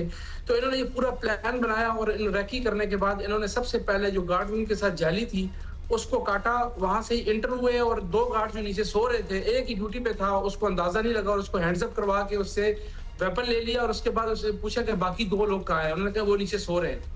उनको ले जाके उनसे मोबाइल फोन और उनके पास जो SMG गन थी, जो कि ड्यूटी एक टाइम एक बंदा ड्यूटी पे होता तो उसी के पास वो गन थी AK-47, उससे लेके उन्हीं गार्ड रूम जहाँ वो सो रहे थे, इन तीनों को वहां बंद करने के बाद आपने एक CCTV फुटेज देखी होगी जिसके साथ ये ग्राउंड से गुजर के जा रहे हैं, भाग रहे हैं। तो ये उनको गार्ड रूम में बंद करने के बाद ये पूरा उसको क्रॉस करके जा रहे हैं उस ग्राउंड को, और ये मेन बिल्डिंग की तरफ जा रहे हैं। क्योंकि फार्म हाउसेस में आपने देखा होगा कि पहले गार्ड रूम होता है, फिर बहुत बड़ा ह्यूज लॉन्स होते हैं और उसके बाद जाके मेन बिल्डिंग आती है। तो वहीं से ये गुजर के जा रहे थे, और वहीं से गुजरने के बाद जब इन्होंने मेन बिल्डिंग में ये एंट्री देते हैं तो उसके बाद जब दरवाजा क्योंकि अंदर से बंद था उसको खोलने की कोशिश की तो आवाजें आई, जिस पर मकतूल जो आमिर है वो जाग गए, और उसके बाद फिर उन्होंने जैसे ही अंदर एंटर हुए तो आगे मुजामत हुई और उन्होंने डर के मारे फायर किया। जब फायर किया तो 2 फायर उनको लग गए, एक उनके पेट में और एक इनकी टांग के अंदर लगा। उसके बाद फिर उनके 2 बेटे जो साथ वाले कमरे में सो रहे थे उन्होंने शोर मचाया, उनकी मिसेज ने शोर मचाया, तो इस शोर की वजह से वो वहां से भागने में कामयाब हो गया। अब टेस्ट केस था कि कौन है, आपने फुटेज में देखा होगा। एक सेकंड, टेस्ट केस पे हम आ जाते हैं। मोटिव क्या था? मतलब ये जो कुछ लेके भी नहीं गए क्या इनको कत्ल करने ही गए थे या डकैती करने गए थे? करने क्या गए? नहीं अब्दुल्ला, दिस प्योर डकैती केस। कोई इसमें हमें भी लोगों ने कहा दुश्मनी है, क्यों कारोबारी शख्सियत है, हो सकता है किसी ने कोई बत्ते की बात कर रहा है, ऐसा कुछ भी नहीं है। प्योरली डकैत है, इनका पूरा ट्रैक रिकॉर्ड। तो प्योरली डकैत हैं तो मतलब इससे पहले भी इन्होंने डकैती के दौरान कत्ल किए हैं, या ये पहला केस है, या बस हो गया मतलब मुजाहिमत हुई? या अगर ये डकैती के दौरान से कत्ल हुआ होता तो फिर ये इतनी जल्दी बाहर ना आते। ये चोरियां और डकैतियां ही करते रहे हैं। ये पहला इनसे ये इस तरह का इंसिडेंट हुआ है जिसमें मुजामत के दौरान इनसे फायर हुआ, क्योंकि काफी अच्छे तगड़े लोग थे। तगड़े से मुराद फाइनेंशियली, तो उनके पास अपनी तमाम चीजें मौजूद थी, उनके पास गन भी थी, बाकी भी। तो उन्होंने ये समझा कि हम पे फायर ना कर दे, इन्होंने पहले फायर कर दिया। और ये हैज़ार्ड के अंदर, यानी जल्दबाजी के अंदर और डर के मारे इन्होंने फायर किया। और फायर करने के बाद जो है वो यहाँ से आराम से भागने में कामयाब होगी। अब जो सेफ सिटी कैमरास अब्दुल्ला, इस एरिया के अंदर सेफ सिटी के कैमरे अंदर नहीं लगे हुए, बाहर मेन रोड के ऊपर, मरी रोड के ऊपर तो लगे हुए हैं। जहाँ से मरी रोड आप टुवर्ड सरीना होटल जाते हैं तो वहां तो बहुत लगे हैं, लेकिन जो आर्चर स्कीम है इसके अंदर जब आप जाते हैं तो लोगों ने अपने कैमरास लगाए हुए हैं। फिर ये बड़ा टफ केस था। फिर आईजी इस्लामाबाद ने इसे कल बताया कि प्योरली ये देखें, मैं ये नहीं कहता तो केसेस भी हुए हैं, होने नहीं चाहिए, लेकिन इस्लामाबाद पुलिस को ये आप जरूर क्रेडिट दें कि जितने केसेस हाई प्रोफाइल हुए इन्होंने बड़े लिमिटेड टाइम के अंदर इसको ट्रेस किया। और इसके अंदर सबसे बड़ी जो इनको क्रेडिट जाता है वो टेक्नोलॉजी का इस्तेमाल है। Islamabad police purely safe city को पूरी तरीके से यूटिलाइज कर रही है, और जो टाइम गुजर रहा है ये बहुत ज्यादा चीजों को टाइट कर रहे हैं कि तो इतना आसान नहीं होगा। अगर कोई वारदात होती भी है तो बंदा वहां से या तो निकलने में कामयाब नहीं होगा, निकलता है तो वो ट्रेस हो जाएगा। अब आप देखें कि वारदात होती है 24 घंटे के अंदर मेन आदमी मंसूर को ये चारसदा से उठाते हैं, और उसके आइडेंटिफिकेशन के बाद वो मर्दान आते हैं। वहाँ अतीक और उमैर उसके साथ जो 2 अफगानी हैं वो भी इन्होंने वहां से 4 बंदों को वहां मर्दान से गिरफ्तार करके 24 घंटे के अंदर वापस ले आते हैं। तो इसमें प्योरली सबसे बड़ा जो एक था वो है जियो फेंसिंग, जो कॉल रिकॉर्ड जो इन्होंने एक दूसरे के साथ कोऑर्डिनेशन के दौरान कॉलें की, कहाँ इकट्ठे होना है, ये एक जगह एक ग्रोह में तो आए नहीं थे, मुख्तलिफ कोई कहाँ से आया, कोई कहाँ से आया। तो ये जो कॉल डाटा था, चले इनसे बंदा तो इंटेंशन नहीं थी बंदा मारने की, लेकिन मार दिया। तो कुछ लेके भी निकले, मतलब जिस काम के लिए आए थे कुछ नहीं वो भाग गए, मतलब डर के कत्ल हो गया, डर के भाग गए। वो 2 चीजें अमूमा लेके गए हैं। एक वो जो SMG गन इन्होंने गार्ड से ली थी जिससे उन्होंने फायर किया, वो गन, और जो मोबाइल फोन थे गार्ड्स के, जिससे इस डर से कि ये 15 पे कॉल न कर दे। और मेरा ख्याल है कि फिर ये गार्ड्स के मोबाइल फोन की ट्रैकिंग से पकड़े गए, या फिर जो मेन पे CCTV कैमरा थे, क्या एक ही गाड़ी में थे, मुताद्दिद गाड़ियों में थे, या किस तरह? How did the police reach to the main culprit? देखिए जी, ये पीछे से तो अलग-अलग आए, और जाते ये एक बंदा मंसूर गाड़ी लेके आया था, वापसी एक ही गाड़ी में गए, लेकिन ये आया अलग-अलग। फिर कोऑर्डिनेशन के दौरान जो वहां पर जियो फेंसिंग पे कॉल एक दूसरे कोऑर्डिनेशन के लिए किए कि तुम कहाँ हो, किधर हो, जल्दी आओ, वो डाटा उन्होंने वहां से उठाया। और CCTV का रिवर्स रिवर्स चेन जिसको आप कह सकते हैं कि ये कहाँ से आए, किस ट्रैक से, तो उस रिवर्स चेन की मदद से ये वापस गए कैमरा ट्रैक करते हुए। तो इनको एक तो इस्लामाबाद का जो एक डाटा इन्होंने सिस्टम बनाया हुआ है, जितने क्रिमिनल ये गिरफ्तार करते हैं उनकी इन्होंने अपने पास एक डाटा बनाया हुआ है। फिर आए कहाँ से थे ये? इस्लामाबाद में ही रिहाइश पजीर थे इस डकैती से पहले, या चारसदा से ही आ रहे थे? नहीं, ये चारसदा और अपने अपने घरों से आते थे, लेकिन क्योंकि इस्लामाबाद में वारदातें करते थे, इनको मुतअद्दिद जितने भी इस्लामाबाद पुलिस ने डकैत पकड़े हैं, ये हमारे हैं, वो सारे तकरीबन खैबर पख्तूनख्वा और इन इलाकों से आते थे यहाँ पर वारदातें। और ये जो 2 अफगानी थे ये अफगान नेशनल्स थे जी? 2 जो हुमा पकड़े दोनों अफगान नेशनल हैं, 3 पाकिस्तानी हैं, और ये 2 अफगान नेशनल जो है ये भी इस्लामाबाद पुलिस की तहवील में इस वक्त इनका कोई रिकॉर्ड नहीं था। ये तो उनकी तफ्तीश या उनकी जो है ना वो डायरेक्शन के ऊपर या उनसे जो पूछताछ उस पर इन दोनों को गिरफ्तार किया गया। इनका कोई रिकॉर्ड जो है वो हमारे पास मौजूद नहीं है। ये तो प्योरली फिर मंसूर ने आइडेंटिफाई करके दिया कि बाकी 4 कहाँ हैं, तो उसको लेके जब मर्दान आए तो वहां से मर्दान में उनके इलाकों से इनको उठाया।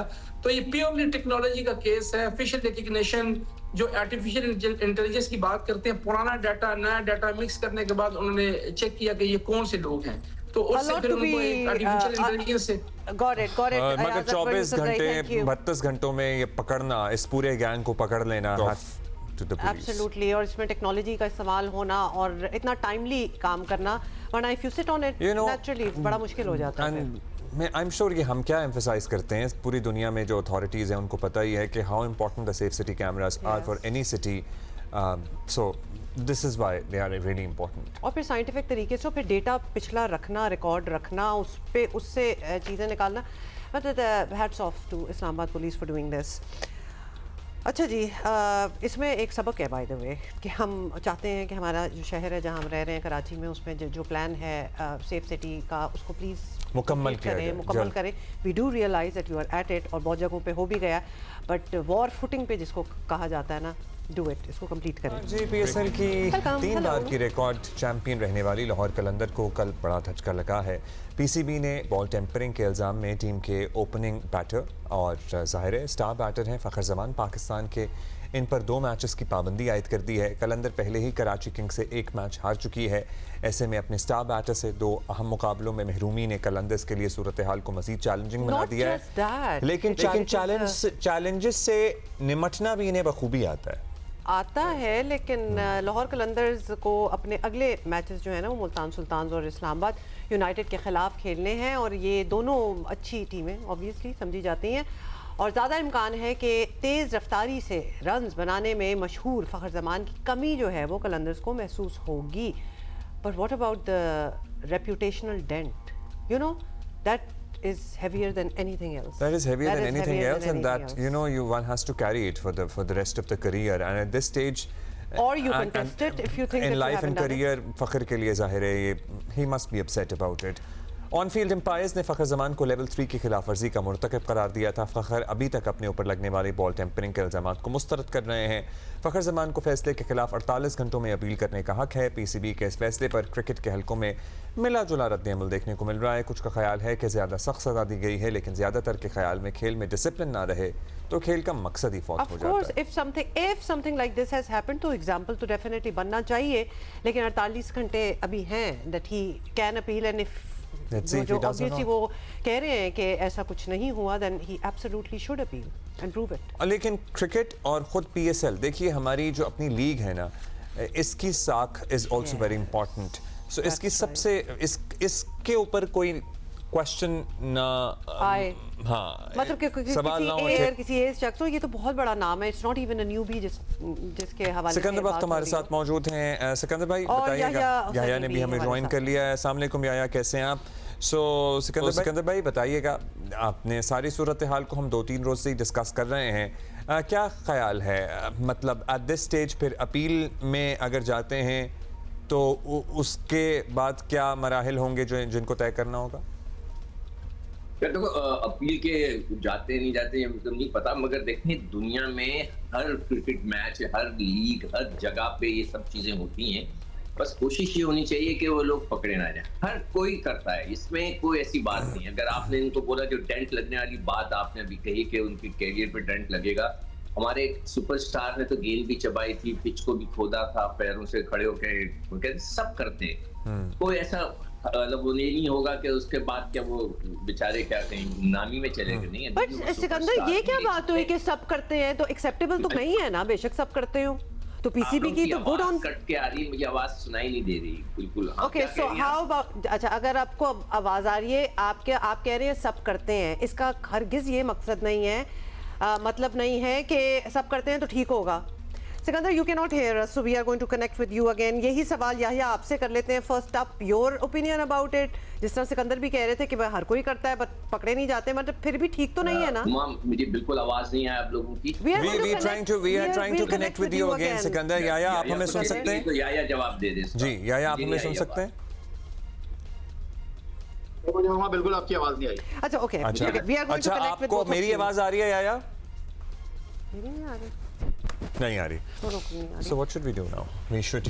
So we like, because this is very important, और हम बड़े इन्वेस्टेड हैं क्रिकेट में, हम PSL में बड़े इन्वेस्टेड हैं। We own PSL in Pakistan, और बिल्कुल ऑन द ऑनसेट ये सब कुछ हो जाना, इसका एक असर पड़ता है, यू नो, एक एक्साइटमेंट जो है वो डैम्पन होती है। तो खैर बारिश ने वैसे डैम्पन सब करते हैं। There should be another way to put this, के जाहिर है कि खेल में just because सब करते हैं, खेल में एडवांटेज लेने की खिलाड़ी कोशिश करते हैं, let's put it this way. और जाहिर है हाँ, दैट्स बेटर। सो अपनी टीम और अपने आप को एडवांटेज दिलाने के लिए खिलाड़ी कोशिश करते हैं, और उसमें ये तरीके भी इस्तेमाल होते हैं। हाँ, लेकिन ये तरीका अगर वो लाइन क्रॉस करते तो गेट कॉट एज वेल, तो फिर जाहिर है इसलिए कि मेरा सवाल उठते हैं और यहाँ personally वही हुआ। हमारा बड़ा ही दिल चाह रहा है कि फखर जमान कंटेस्ट करें और फिर if he says he hasn't done it और व्हाटएवर तो वो उसको प्रूव भी करें, but good on PCB by the way कि अगर ऐसी चीज हुई है तो they have called it out. मतलब पीसीबी जो इदारा है it should be one of those जो ऐसी चीज़ों को बड़ा सीरियसली लेता है, you know, and they don't take it lightly, let's just put it that way. So while we try to reconnect with Yahya Hussaini and Sikandar Bakht, कल के matches तो पानी के उसके याया आपने हमें ज्वाइन कर लिया। याया बताइएगा, मतलब इसके बाद क्या हो सकता है? क्या आपके पास खबर मौसूल हो रही है, आपको मिल रही है कि Fakhar is going to appeal against it, या फिर अब यहाँ पे मामला सेटल समझे हम? तो ना अपील करेंगे, कुछ होना हुआ ना कुछ नहीं है वो, क्योंकि बात बहुत वाजे और सीधी सी है। और वो बात और सीधी बात यह है कि चूंकि फील्ड अंपायर ने बॉल तब्दील किया और उसके एसओपी है कि बॉल तब्दील करने का मतलब यह है कि बॉल की हैयत जो है वो तब्दील हुई है और आपने बॉल के साथ छेड़छाड़ की है। 5 पेनल्टी रन भी अवार्ड हो गए, मैच भी खत्म हो गया है। और मैच रेफरी जो है वो फील्ड अंपायर के जजमेंट को सेकंड करेगा। उसके बाद जो कॉन्क्रीट एविडेंस है वो ये है कि बॉल को तब्दील किया है अंपायर ने, और जो फ्रेम में आए हैं वो फखर जमान साहब। और वो जो बॉल है वो भी एज एन एविडेंस क्या प्रोड्यूस की जाती है? तो बॉल तो जाहिर है मौजूद होगी ना, because it's a part of the case ना। एविडेंस इससे ज्यादा कोई एविडेंस हो नहीं सकता ना अब्दुल्ला, के बॉल तब्दील हुई ड्यूरिंग द मैच, 5 पेनल्टी के रन भी चले गए। अब ये दोनों चीजें तो वापस नहीं आएंगी, देन एंड देयर फैसला किया। लेकिन मैं एक बात जरूर कहूंगा कि जिस तरह सिकंदर बख्श साहब ने कहा कि ये सब कुछ होता है, बिल्कुल ठीक है, लेकिन मेरा ख्याल है कि थोड़ा जल्दी कर गए अंपायर। बहुत उन्होंने जो है वो एक्सीलेटर दबाया, थोड़ा तामुल के साथ भी इस चीज को हैंडल किया जा सकता था और मैच के बाद जो है वो सरजनिश की जा सकती थी और मैच के बाद जो है वो कॉल किया जा सकता था। ये टू मच हुआ है जो भी हुआ है, इससे लीग की साख भी मुतासिर हुई है। जो सबसे बड़ा सवाल है वो आपके 2 प्रीमियर फास्ट बॉलर जो है वो इस टीम के साथ एसोसिएट हैं, हारिस रऊफ एंड शाहीन शाह अफरीदी। आपको अंदाजा नहीं है कि अब आप जब इंटरनेशनल क्रिकेट खेलने के लिए जाएंगे तो आपको इसके क्या असरात का सामना करना पड़ेगा। तो लोग जो इस वक्त तारीफ कर रहे हैं अफरीदी साहब की, उनके साथ शरफुद्दौला बांग्लादेश के अंपायर थे, ये तो आपको आने वाला वक्त बताएगा कि इंटरनेशनल क्रिकेट में आपको इसकी कितनी कॉस्ट पे करनी पड़ेगी। अच्छा, ओके, फाइन। सिकंदर, अब आपको भी आवाज आ रही होगी। यस हुमा, अभी ये जो याया ने जो बात बोली है ना कि जिसकी कॉस्ट पे करनी पड़ेगी, मैं आज से 20 साल पहले की बात कर रहा हूँ, जब मैं टीम के साथ था। उस वक्त भी अंपायर जो मैच रेफरी था हमारे ड्रेसिंग रूम में आया शारजा के अंदर, मुझे अच्छी तरह याद है। वो आया, उसने आकर जेंटलमैन, उसने बोला कि हमने 7 कैमरे लगाए हुए हैं और 1 कैमरा हमने गेंद पे लगाया हुआ है, तो आप लोगों को मैं वार्न करके जा रहा हूं कि अगर आपने कुछ ऐसी हरकत की तो आप पकड़े जाएंगे। अभी से मैं बता के जा रहा हूं। तो ये जो हमारे पाकिस्तान की क्रिकेट टीम वगैरह पे, दुनिया की सारी टीमों के पर ऑलरेडी ये नजरें होती हैं। आपको याद है कि वो वार्नर था ना, जिस कप्तान या स्मिथ था जिसने बॉल टेम्परिंग की थी, तो उसको स्मिथ कप्तान था। कप्तान था। तो वो ये चीजें होती हैं, 3 लोगों को पाबंदी लगी थी। हाँ, लगी थी। तो इसमें पाकिस्तान का ये नहीं होगा कि जी पाकिस्तान के पीछे पड़ जाएंगे या उसको बहुत ज्यादा नुकसान होगा, ऐसा कुछ नहीं होगा। अच्छा, okay. कैमरे लगे होते हैं, वो गेंद उसको फॉलो करेगी कैमरे को, चाहे वो अभी हो पहले हो। मैं तो 20 साल पहले की बात कर रहा हूँ। तो ये चीजें हो रही हैं। अच्छा, got it. मेरा सवाल एक है हुमा, कि जब ये बात उठाई थी अंपायर ने, तो शाहीन शाह अफरीदी को वहां खड़े हो जाना चाहिए था, पूछना चाहिए था, मुझे बताएं, गेंद दिखाएं। कुछ उससे आर्गुमेंट ही नहीं किया, क्योंकि वहां पे अगर 5 पेनल्टी पे भी आर्गुमेंट कर सकते थे, एहतजाज कर सकते थे, गेंद तब्दील होने पे भी एहतजाज कर सकते थे, ताकि उनका केस वहीं बिल्डअप हो जाता। लेकिन उन्होंने नहीं किया। आई गेस हुआ ये होगा कि उनको ये लगा होगा कि अब तो हम पकड़े गए हैं for lack of a better word. But now अगर ये अपील करते हैं मुबैना तौर पे, ऑब्वियसली पकड़े गए हैं क्योंकि वो obviously he has the right to appeal, because he also had a smile on his face, जिसको भी लोग मेंशन कर रहे थे कि वो मुस्कुरा के आगे चल दिए। सिकंदर, आप ये बताएं, और या आप भी हमें बताएं कि अब अगर ये अपील करते हैं, विच ही शुड एक्चुअली, और फिर वो अगर अपील समहाउ वो जीत भी जाते हैं, तो वो 5 रन्स का क्या होगा जिसकी वजह से मैच हार गए? मैं आगे चली गई हूँ, I understand, but I still want to know. मैं आपको टू द पॉइंट जवाब दे दूं, और टू द पॉइंट आपके सवाल का जवाब ये होना हुआना कुछ भी नहीं है। सिर्फ आप एक रस्मी कार्रवाई करेंगे, अपील में जाएंगे, 2 मैचों की पाबंदी लग चुकी है जो जारी रहेगी। अभी एक चीज आप लोग बात कर रहे थे इससे पहले भी ये बात हुई है कि जी शाहीन शाह अफरीदी जो है वो अड़ जाते और शाहीन शाह अफरीदी जो है लड़ जाते। जिस तरह अब्दुल्ला ने कहा कि शाहीन शाह अफरीदी प्रेस कॉन्फ्रेंस की है, आप इंटरनेशनल मैच खेल रहे हैं, आप एक लीग का मैच खेल रहे हैं, आप कोई गली की क्रिकेट नहीं खेल रहे हैं। अड़ने की बात नहीं हो रही, मतलब जस्ट आस्किंग अ क्वेश्चन कि भाई आप हमें दिखा दें कि क्या वहां पे कोई फड्डा करके आलती पालती मार के बैठने के तो लिए तो नहीं कह रहे हम। ऐसा नहीं होता ना अब्दुल्ला, ऐसे नहीं होता। उनके पास एविडेंस क्या था? बॉल की हैयत तब्दील हुई थी। उन्होंने उस बुनियाद के ऊपर सिकंदर रजा ने प्रेस कॉन्फ्रेंस की, वो कहने लगे कि जब मैं गया उधर तो अंपायर ने कहा कि आउट ऑफ दिस मैटर, आप लोग इसमें ना आए, आप लोग दूर रहें, करीब भी ना आए। तो आपको मैं ये बता रहा हूँ, उन्होंने स्ट्रेट अवे कह दिया हम डिसाइड कर रहे हैं। उन्होंने बॉल तक देखा और उसके बाद उन्होंने देने देर फैसला किया, जो कि अंपायर का इस्तेहकाक है। तो इसमें कप्तान कुछ नहीं कर सकता था, इसमें कप्तान सिर्फ पूछ सकता था कि सर आप ये क्या कर रहे हैं। उन्होंने बॉल को एविडेंस बनाया, उन्होंने कहा सर बॉल खराब है, अब क्या आप आर्गुमेंट करते हो उसके ऊपर। तो ये आपका सिंपल सा जवाब है, आपको बॉल खराब हुई, आप अंडर द कैप्टनसी आपकी ये बॉल खराब हुई है, बॉल तब्दील हो गई, बात खत्म। तो बड़ा मैटर क्लोज ही हो गया ना, उस वक्त कोई इंटरवीन तो कर ही नहीं सकता था। उस वक्त कोई इंटरवीन नहीं कर सकता था। वैसे इस पर कोई लाहौर कलंदर का कोई रिएक्शन अभी तक सामने आया है, मंजर आम पर आया है, या if you know any please share that with us. कल किया ना प्रेस कॉन्फ्रेंस, अब्दुल्ला कल प्रेस कॉन्फ्रेंस की है समीन राना ने, जो कि उनके मैनेजर हैं, ओनर हैं, कोच हैं, चीफ ऑपरेटिंग ऑफिसर हैं। और उन्होंने कहा ड्यूरिंग द मैच जो अंपायर हैं उन्होंने कई बार शाहीन शाह अफरीदी को बुलाकर कहा कि ये बॉल के साथ देखिए, जरा इस पर नजर रखें। और उस पे भी उन्होंने कहा कि ये एक नॉर्मल प्रोटोकॉल है, हर मैच में बॉलर जो है कप्तान अगर होता है तो उसको अंपायर आके बता रहे होते हैं कि आप जरा डिसिप्लिन का ख्याल रखें, जरा बॉल को आप चेक करते रहें। बाकी उन्होंने कहा है कि जनाब जो कुछ हुआ है अफसोसनाक है, और 2-3 चीजें चंद घंटों में ऐसी हो गई जिसमें आपको लगा कि लाहौर कलंदर ही फ्रेम हो रहा है। और इस तमाम सूरत हाल पर उन्होंने खुद भी अपने कप्तान को 10 लाख रुपए का फाइन कर दिया। लेकिन चिड़िया चुग गई खेत, और अब पछताने से कुछ नहीं होगा। जिस तरह मैंने आपको कहा कि 2 मैच की पाबंदी लग चुकी है, 5 पेनल्टी रन हो चुके हैं, लाहौर कलंदर कराची से मैच हार चुका है। अब आपको आगे बढ़ना है, कुछ होगा कुछ नहीं। और आगे तो बारिश भी बहुत सारी है। देखो अब्दुल्ला, इसके अंदर लाहौर कलंदर की कोई ऐसी गलती नहीं है, या लाहौर कलंदर ने कोई बहुत बड़ा कोई नहीं। मैच फिक्सिंग होती तो मैं कहता कि हाँ जी बहुत बड़ा गलत काम हुआ है, जुर्म हो गया, जुल्म हो गया। मैच फिक्सिंग नहीं थी, ये खेल में का हिस्सा है। मैं आपको अभी बता दूं, आप कह रहे हैं क्रिकेट बोर्ड को, हाँ देखिए, पाकिस्तान क्रिकेट बोर्ड को एक काम करना चाहिए कि जो डोमेस्टिक क्रिकेट है उसमें सख्ती करे। हमें सारी खबरें मिलती हैं ना, लड़के आते हैं हमसे बात करते हैं, हमें बताते रहते हैं सारी चीजें कि ये हुआ ये हुआ। हमें डोमेस्टिक क्रिकेट पे भी सख्ती करनी चाहिए, वहां पर एक्शन लेने चाहिए ताकि लड़कों में जरा डर और खौफ हो।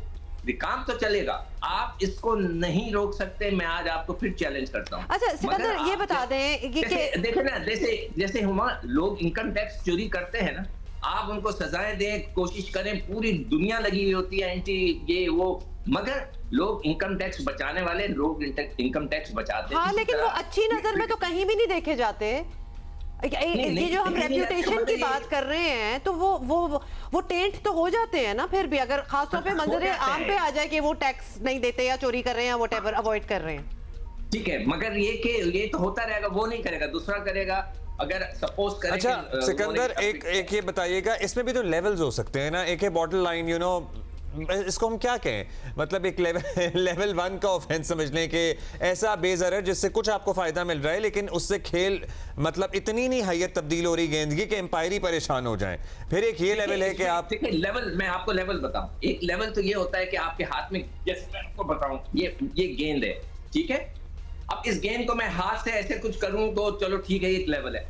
दूसरा लेवल जो हाई हो जाता है कि आपने डिबरी रख ली। डिबरी क्या होती है, जो बोतल का ढकना होता है, उससे लोग करते हैं, ढकना लगाया आपने ऐसे मारा। अब आप गौर से देखें तो पकड़ने हाथ ऐसे रखा है, अब उसके हाथ में क्या है मुझे नहीं पता, मैं कुछ नहीं कह सकता। सिकंदर, आप 20 साल पहले की बात कर रहे हैं, आज की टेक्नोलॉजी में कोई वो रबिंग पेपर या फिर डिबरी या कुछ भी रखना, अगर कोई कर रहा हो। देखिए मैं आपको तीसरा बता रहा था, एक तो डिबरी हो गई, हमारे जमाने में होती थी, मुझे नहीं पता, उसके निशान बहुत जबरदस्त नजर आते हैं। तीसरी चीज होती है सैंड पेपर। आपने बताया in this day and age it's, I don't think so, it's मतलब how who would there, sorry there is such a pre planning. I mean आप उस पिच पे आप स्टेडियम में घुसे होंगे, सैंड पेपर लेके आपकी इंटेंट होगी टू डू दैट।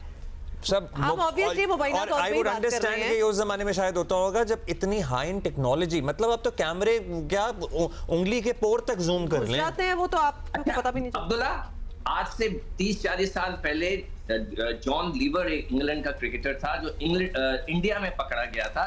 वो क्रीम लगा कर गया था अपने चेहरे के ऊपर। वो आपने पहले भी एक दफा हमें बताया, आपने जरूर सुना होगा। वो क्रीम से वो उसको शाइन करता था ताकि शाइन हो जाए।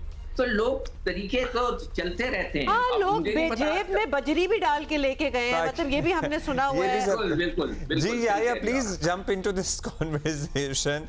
अच्छा याया, चले इस बात को बता दें कि how is the world of cricket going to see this and really play it up? मतलब ये डाई डाउन हो जाएगी बात, व्हाट शुड बी एक्सपेक्ट? देखें, दुनिया में दो बड़े नाम हैं जो कि इस वक्त इंटरनेशनल क्रिकेट में एक कमेंटेटर की हैसियत से नाम बना चुके हैं। उनका नाम है माइकल एथेटन। वो एशेज सीरीज में अपनी जेब में बुरादे के साथ बॉल के साथ छेड़छाड़ करते हुए पकड़े गए थे। आज वो क्रिकेट की दुनिया का बहुत बड़ा नाम है। स्टीव स्मिथ मुल्तान सुल्तान के लिए खेल रहे हैं। वो डेविड वार्नर के साथ जो है जनूबी अफ्रीका में बॉल के साथ छेड़छाड़ करके पाबंदी का सामना कर चुके हैं। फिर उनकी कप्तानी भी गई। अभी वो कप्तानी करते हैं लेकिन वो उनको मुकाम नहीं मिला। मैं उससे हटकर थोड़ा सा आपकी तरफ आना चाहूंगा। जो 2-3 चीजें हुई हैं पाकिस्तान सुपर लीग में गुज़िश्ता चंद घंटों में, एकदम लोगों की तवज्जो तो अपनी जगह आ गई है, लेकिन क्रिकेट बोर्ड की सतह पर पाकिस्तान सुपर लीग में बहुत संजीदगी के साथ कुछ चीजों को देखने की जरूरत है।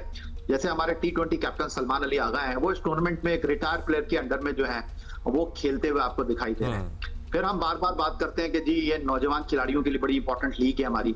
इस टूर्नामेंट में आपके 2 विकेट कीपर जो कि फ्यूचर प्रोस्पेक्ट हो सकते हैं आपका, एक मिर्जा साद बेग जो कायद-ए-आज़म ट्रॉफी में 1000 रन कर चुके हैं, वो एज ए फील्डर खेल रहे हैं। आजम खान विकेट कीपिंग कर रहे हैं। दूसरे मोहम्मद हारिस है जो कि खराब कारकर्दगी की वजह से टीम से ड्रॉप हुए, बट वो फ्यूचर है पाकिस्तान क्रिकेट का।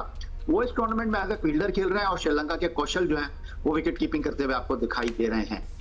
ये वो 2-3 ऐसी इंपॉर्टेंट चीजें हैं जिस पर पाकिस्तान क्रिकेट बोर्ड को निगाह रखने की जरूरत है। ख्वाजा नाफे वर्ल्ड कप में एज ए विकेट कीपर गए, वो एज ए फील्डर यहाँ पर खेल रहे हैं। तो सबसे बड़ा सवाल ये है कि मुस्तकबिल में भी ये खिलाड़ी जो हैं वो पाकिस्तान टीम में अपनी असल स्ट्रेंथ पर सिलेक्ट होंगे, लेकिन वो लीग जो दुनिया की सबसे बड़ी लीग है वहां पर वो अपने असल काम को करते हुए दिखाई दे नहीं रहे। तो क्या ये पाकिस्तान क्रिकेट के लिए एक सबसे बड़ा सवाल नहीं है? ये मेरी बात सुनिए, ये बड़ा अहम सवाल भी है, लेकिन एट द सेम टाइम जी सिकंदर, लेकिन एट द सेम टाइम हम कितना डिक्टेट कर सकते हैं किसी भी फ्रेंचाइज को कि वो किस खिलाड़ी से क्या रोल ले?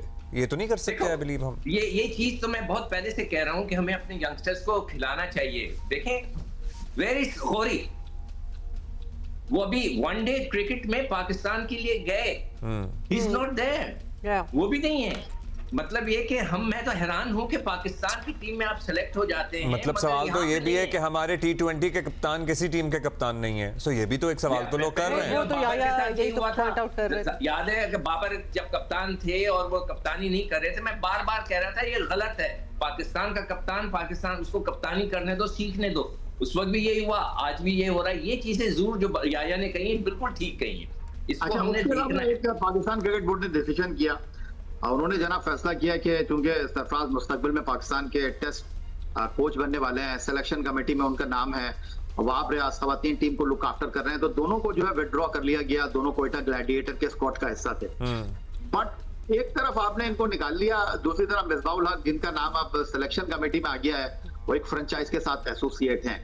अभी तक तो उनको हमने देखा है इस टूर्नामेंट के अंदर। तो क्या ये पाकिस्तान क्रिकेट बोर्ड का डबल स्टैंडर्ड नहीं है? सरफराज वहाब रियाज के लिए अलग पॉलिसी, मिसबाउल हक के लिए अलग पॉलिसी, और सबसे उनका इंपॉर्टेंट काम खिलाड़ियों का इंतखाब ही है। तो वो एक फ्रेंचाइज से जब मुंसलिक होंगे, माइक हैसन और शादाब वाला जो मामला था उसमें सबसे कोर यही बुनियाद आती थी और उनका रिलेशनशिप विद द फ्रेंचाइज आता था, डिस्कस होता था। हम सभी सवाल करते थे ना यहाँ पे। सो जाहिर है ये पिक एंड चूज है कि सरफराज तो नहीं होंगे तो फिर मिसबा भाई होंगे। सो ये समझ नहीं आया। अच्छा, let's talk about the match today if it happens, by the way, because बारिश और all that is really affecting the PSL। और अभी हम महकमा मौसमियात से बाय द वे बात कर रहे थे, काफी बारिश होनी और वो कह रहे थे कि आज के गैप के बाद दोबारा बारिश हो सकती है। सो ये सिकंदर एक पॉइंट से कितना फर्क पड़ेगा, क्योंकि बारिश तो अभी है predicted role in all these matches. देखें, जब इस किस्म की टफ लीग्स होती हैं जिसमें कंपटीशन बड़ा सख्त होता है, तो एक पॉइंट जो है उसका बड़ी इसकी वैल्यू हो जाती है। तो फर्क तो पड़ता है, मगर ये कि अगले फ्यूचर के वो मैचेस जीतते चले जाएं तो पकड़ लेंगे, ऐसी कोई बात नहीं। दूसरी टीमों पे भी असर हो सकता है आज बारिश से उनके भी पॉइंट कटें, तो इस तरह की चीजें चलती रहती हैं। तो ये it's part and parcel of the game. और लीग्स, जो इतनी बड़ी लीग्स होती हैं, ये पार्ट एंड पार्सल है, तो इसको टीमों ने संभालना होता ही है। Got it. या आज जो मैच होना है which is I believe between Multan and Hyderabad, क्या फोर्सी कर रहे हैं? Hyderabad is a new team, haven't been doing too well. देखिए उमा, हैदराबाद का जो सबसे बड़ा मसला है वो उनकी टीम सिलेक्शन, और वो अमेरिका पाकिस्तान के 3 प्लेयर जा चुके हैं, हसन, मिर्जा साद अली और उनके साथ हम्माद आजम। वो उनके ऊपर बहुत ज्यादा डिपेंड कर रहे हैं और उनकी अहलियत सलाहियत के ऊपर मुझे कोई शक व शुबा नहीं है, लेकिन पाकिस्तान क्रिकेट ने उनको मौका नहीं दिया।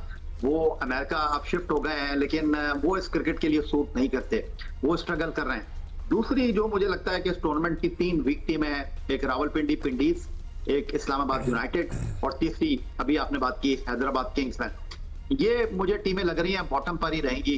और हैदराबाद इस्लामाबाद यूनाइटेड खास तौर पर शदाब खान, जिनको जबरदस्ती सेंट्रल कॉन्ट्रैक्ट में बी कैटेगरी दी गई, उनके लिए ये बड़ा इंपॉर्टेंट टूर्नामेंट है। और मुस्तकबिल में पाकिस्तान क्रिकेट बोर्ड ने सेंट्रल कॉन्ट्रैक्ट भी अनाउंस करना है अगले चंद महीनों में, तो अब देखते हैं कि पाकिस्तान क्रिकेट बोर्ड ने लास्ट ईयर बहुत अच्छा डिसीजन लिया था, सेंट्रल कॉन्ट्रैक्ट की एक कैटेगरी में किसी को नहीं रखा था। ऑस्ट्रेलिया ने अभी अपने सेंट्रल कॉन्ट्रैक्ट के खिलाड़ियों का ऐलान किया है, तो पाकिस्तान में तो बहुत सारे खिलाड़ी जो है सेंट्रल कॉन्ट्रैक्ट में डिजर्व ही नहीं करते। बहुत शुक्रिया। Closing thought Sikandar, we have 30 seconds. Hyderabad की जो टीम है उसको उनका कप्तान ही टीम के अंदर फिट इन नहीं होते। वो T20 का एक तो प्लेयर ही नहीं है ना, वो नहीं, ये तो हमारे और भी लोगों के लिए कह सकते हैं, वही कह दें हमारे लिए, फिर हम क्या करेंगे? हमारे लिए क्या मतलब है कि वो हमारे लिए क्या कहेंगे, मतलब हमारे यहाँ भी सही कह रहे हैं आप, साउथ शकील की कप्तानी कर रहा है और वो चले बेचारा सलमान अली आगा बाहर बैठा है। तो बहुत शुक्रिया आपका सिकंदर, थैंक यू। हमें समझ आ गई Sikandar Bakht and Yahya Hussaini. So this is what is very happening PSL शुरू से ही, मतलब कि अच्छा ये जो जंग है ना, ये जो ईरान के ऊपर हुई है इजराइल और अमेरिका की तरफ से, कल और शिद्दत आ गई वैसे इसमें, जहां एक तरफ मुज़ाकरात की बात हो रही है, जहां सफारतकारी की कोशिशें हो रही हैं, वहां टनों वजनी बम भी गिराए जा रहे हैं। इजराइल और अमेरिका की जंग में हमलों में शिद्दत आ रही है, मगर साथ ही 16 सफाई की कोशिशें भी जोर पकड़ रही हैं। जंगबंदी की इन कोशिशों में पाकिस्तान सर्टनली सबसे आगे है। नायब वज़ीर आज़म और वज़ीर ख़ारजा इसहाक़ डार ने कल चीन का दौरा भी किया। जंगबंदी की उन्हीं की कोशिशें ज़ाहिर है अभी हम देख रहे हैं। दोनों मुल्कों के वज़ीर ख़ारजा के दरमियान खित्ते की सूरत हाल पर तफसीली मुशावरत हुई है। एलामिये में चीन और पाकिस्तान ने मुश्तरका तौर पर जंग फौरी तौर पर बंद करने का मुतालबा किया है। सो जो वो सवाल था ना कि चीन का क्या रद्द-ए-अमल होता है, सो चीन का रद्द-ए-अमल ये है कि चीन ने मना नहीं किया है इसमें इन्वॉल्व होने से। सो ये बड़ा अहम है। अच्छा, मना ना करना, आउटराइट नो ना आना इज वेरी वेरी, जब नो होता है तो वो तो स्ट्रेट अप नो ही होता है ना। दफ्तर खारजा की जानिब से जारी बयान के मुताबिक मशरक़ वस्ता में अमन की बहाली के लिए 5 नुकाती इक़दाम का एलामिया जारी किया गया है, जिसमें जोर दिया गया है कि अमन मुज़ाकरात के दौरान ताकत के इस्तेमाल या धमकियों से गुरेज किया जाए, शहरियों, तवानाई, डिसैलिनेशन, बिजली तनसीबात और पुरअमन जौहरी इंफ्रास्ट्रक्चर पर हमले बंद किए जाएँ, अपनाए हुर्मुज़ में फंसे जहाज़ों को महफूज रास्ता दिया जाए। और उधर अमरीकी सदर ट्रंप ने जंग ख़त्म होने की नई तारीख दे दी, वो तो आपको पता नहीं, रोज़ी कुछ ना कुछ हो रहा होता है, और कहा है कि अमरीका 2 से 3 हफ्तों में ईरान से निकल जाएगा और मुमकिन है कि इससे पहले हम डील भी कर लें। मतलब हर चीज is up in the air, सारा कुछ। फिर कहते हैं जी कुछ भी हो सकता है। फिर कहते हैं जी हमारे पास तो बड़ा तेल है, जिनको तेल की किल्लत का सामने है वो खुद जाके स्ट्रेट ऑफ हॉर्मुज़ खोल लें। बरतानिया को उन्होंने कहा, और आपने हमारी मदद आपने हमारी मदद नहीं की, हम आपकी मदद नहीं करेंगे। आपको चाहिए तेल, आप जाके खुद स्ट्रेट ऑफ हॉर्मुज़ खोल लें। Do it yourself basically. तो अब उनकी बातें ऐसी होती हैं कि जब हम आपस में बातें कर रहे होते हैं या आपको सुनाते हैं तो लगता है कि नहीं नहीं ये नहीं कह सकते, तो लिहाजा हम नहीं सुना रहे। आप खुद सुन लें उन्होंने क्या कहा। दुनिया में ये जो जाहिर है इलेक्शन और जमहूरियत का निज़ाम है ना, सदर ट्रंप वो चॉइस हैं जो इसको क्वेश्चन करने पे मजबूर करते हैं। नहीं आप नहीं सही जस्टिफाई कर रहे, उनकी जबान सुने, हम नहीं कह सकते। सुने, देखा उनकी बात, उन्हीं की जबान नहीं, नहीं कर वो एक्सप्रेशन वही ला सकते हैं।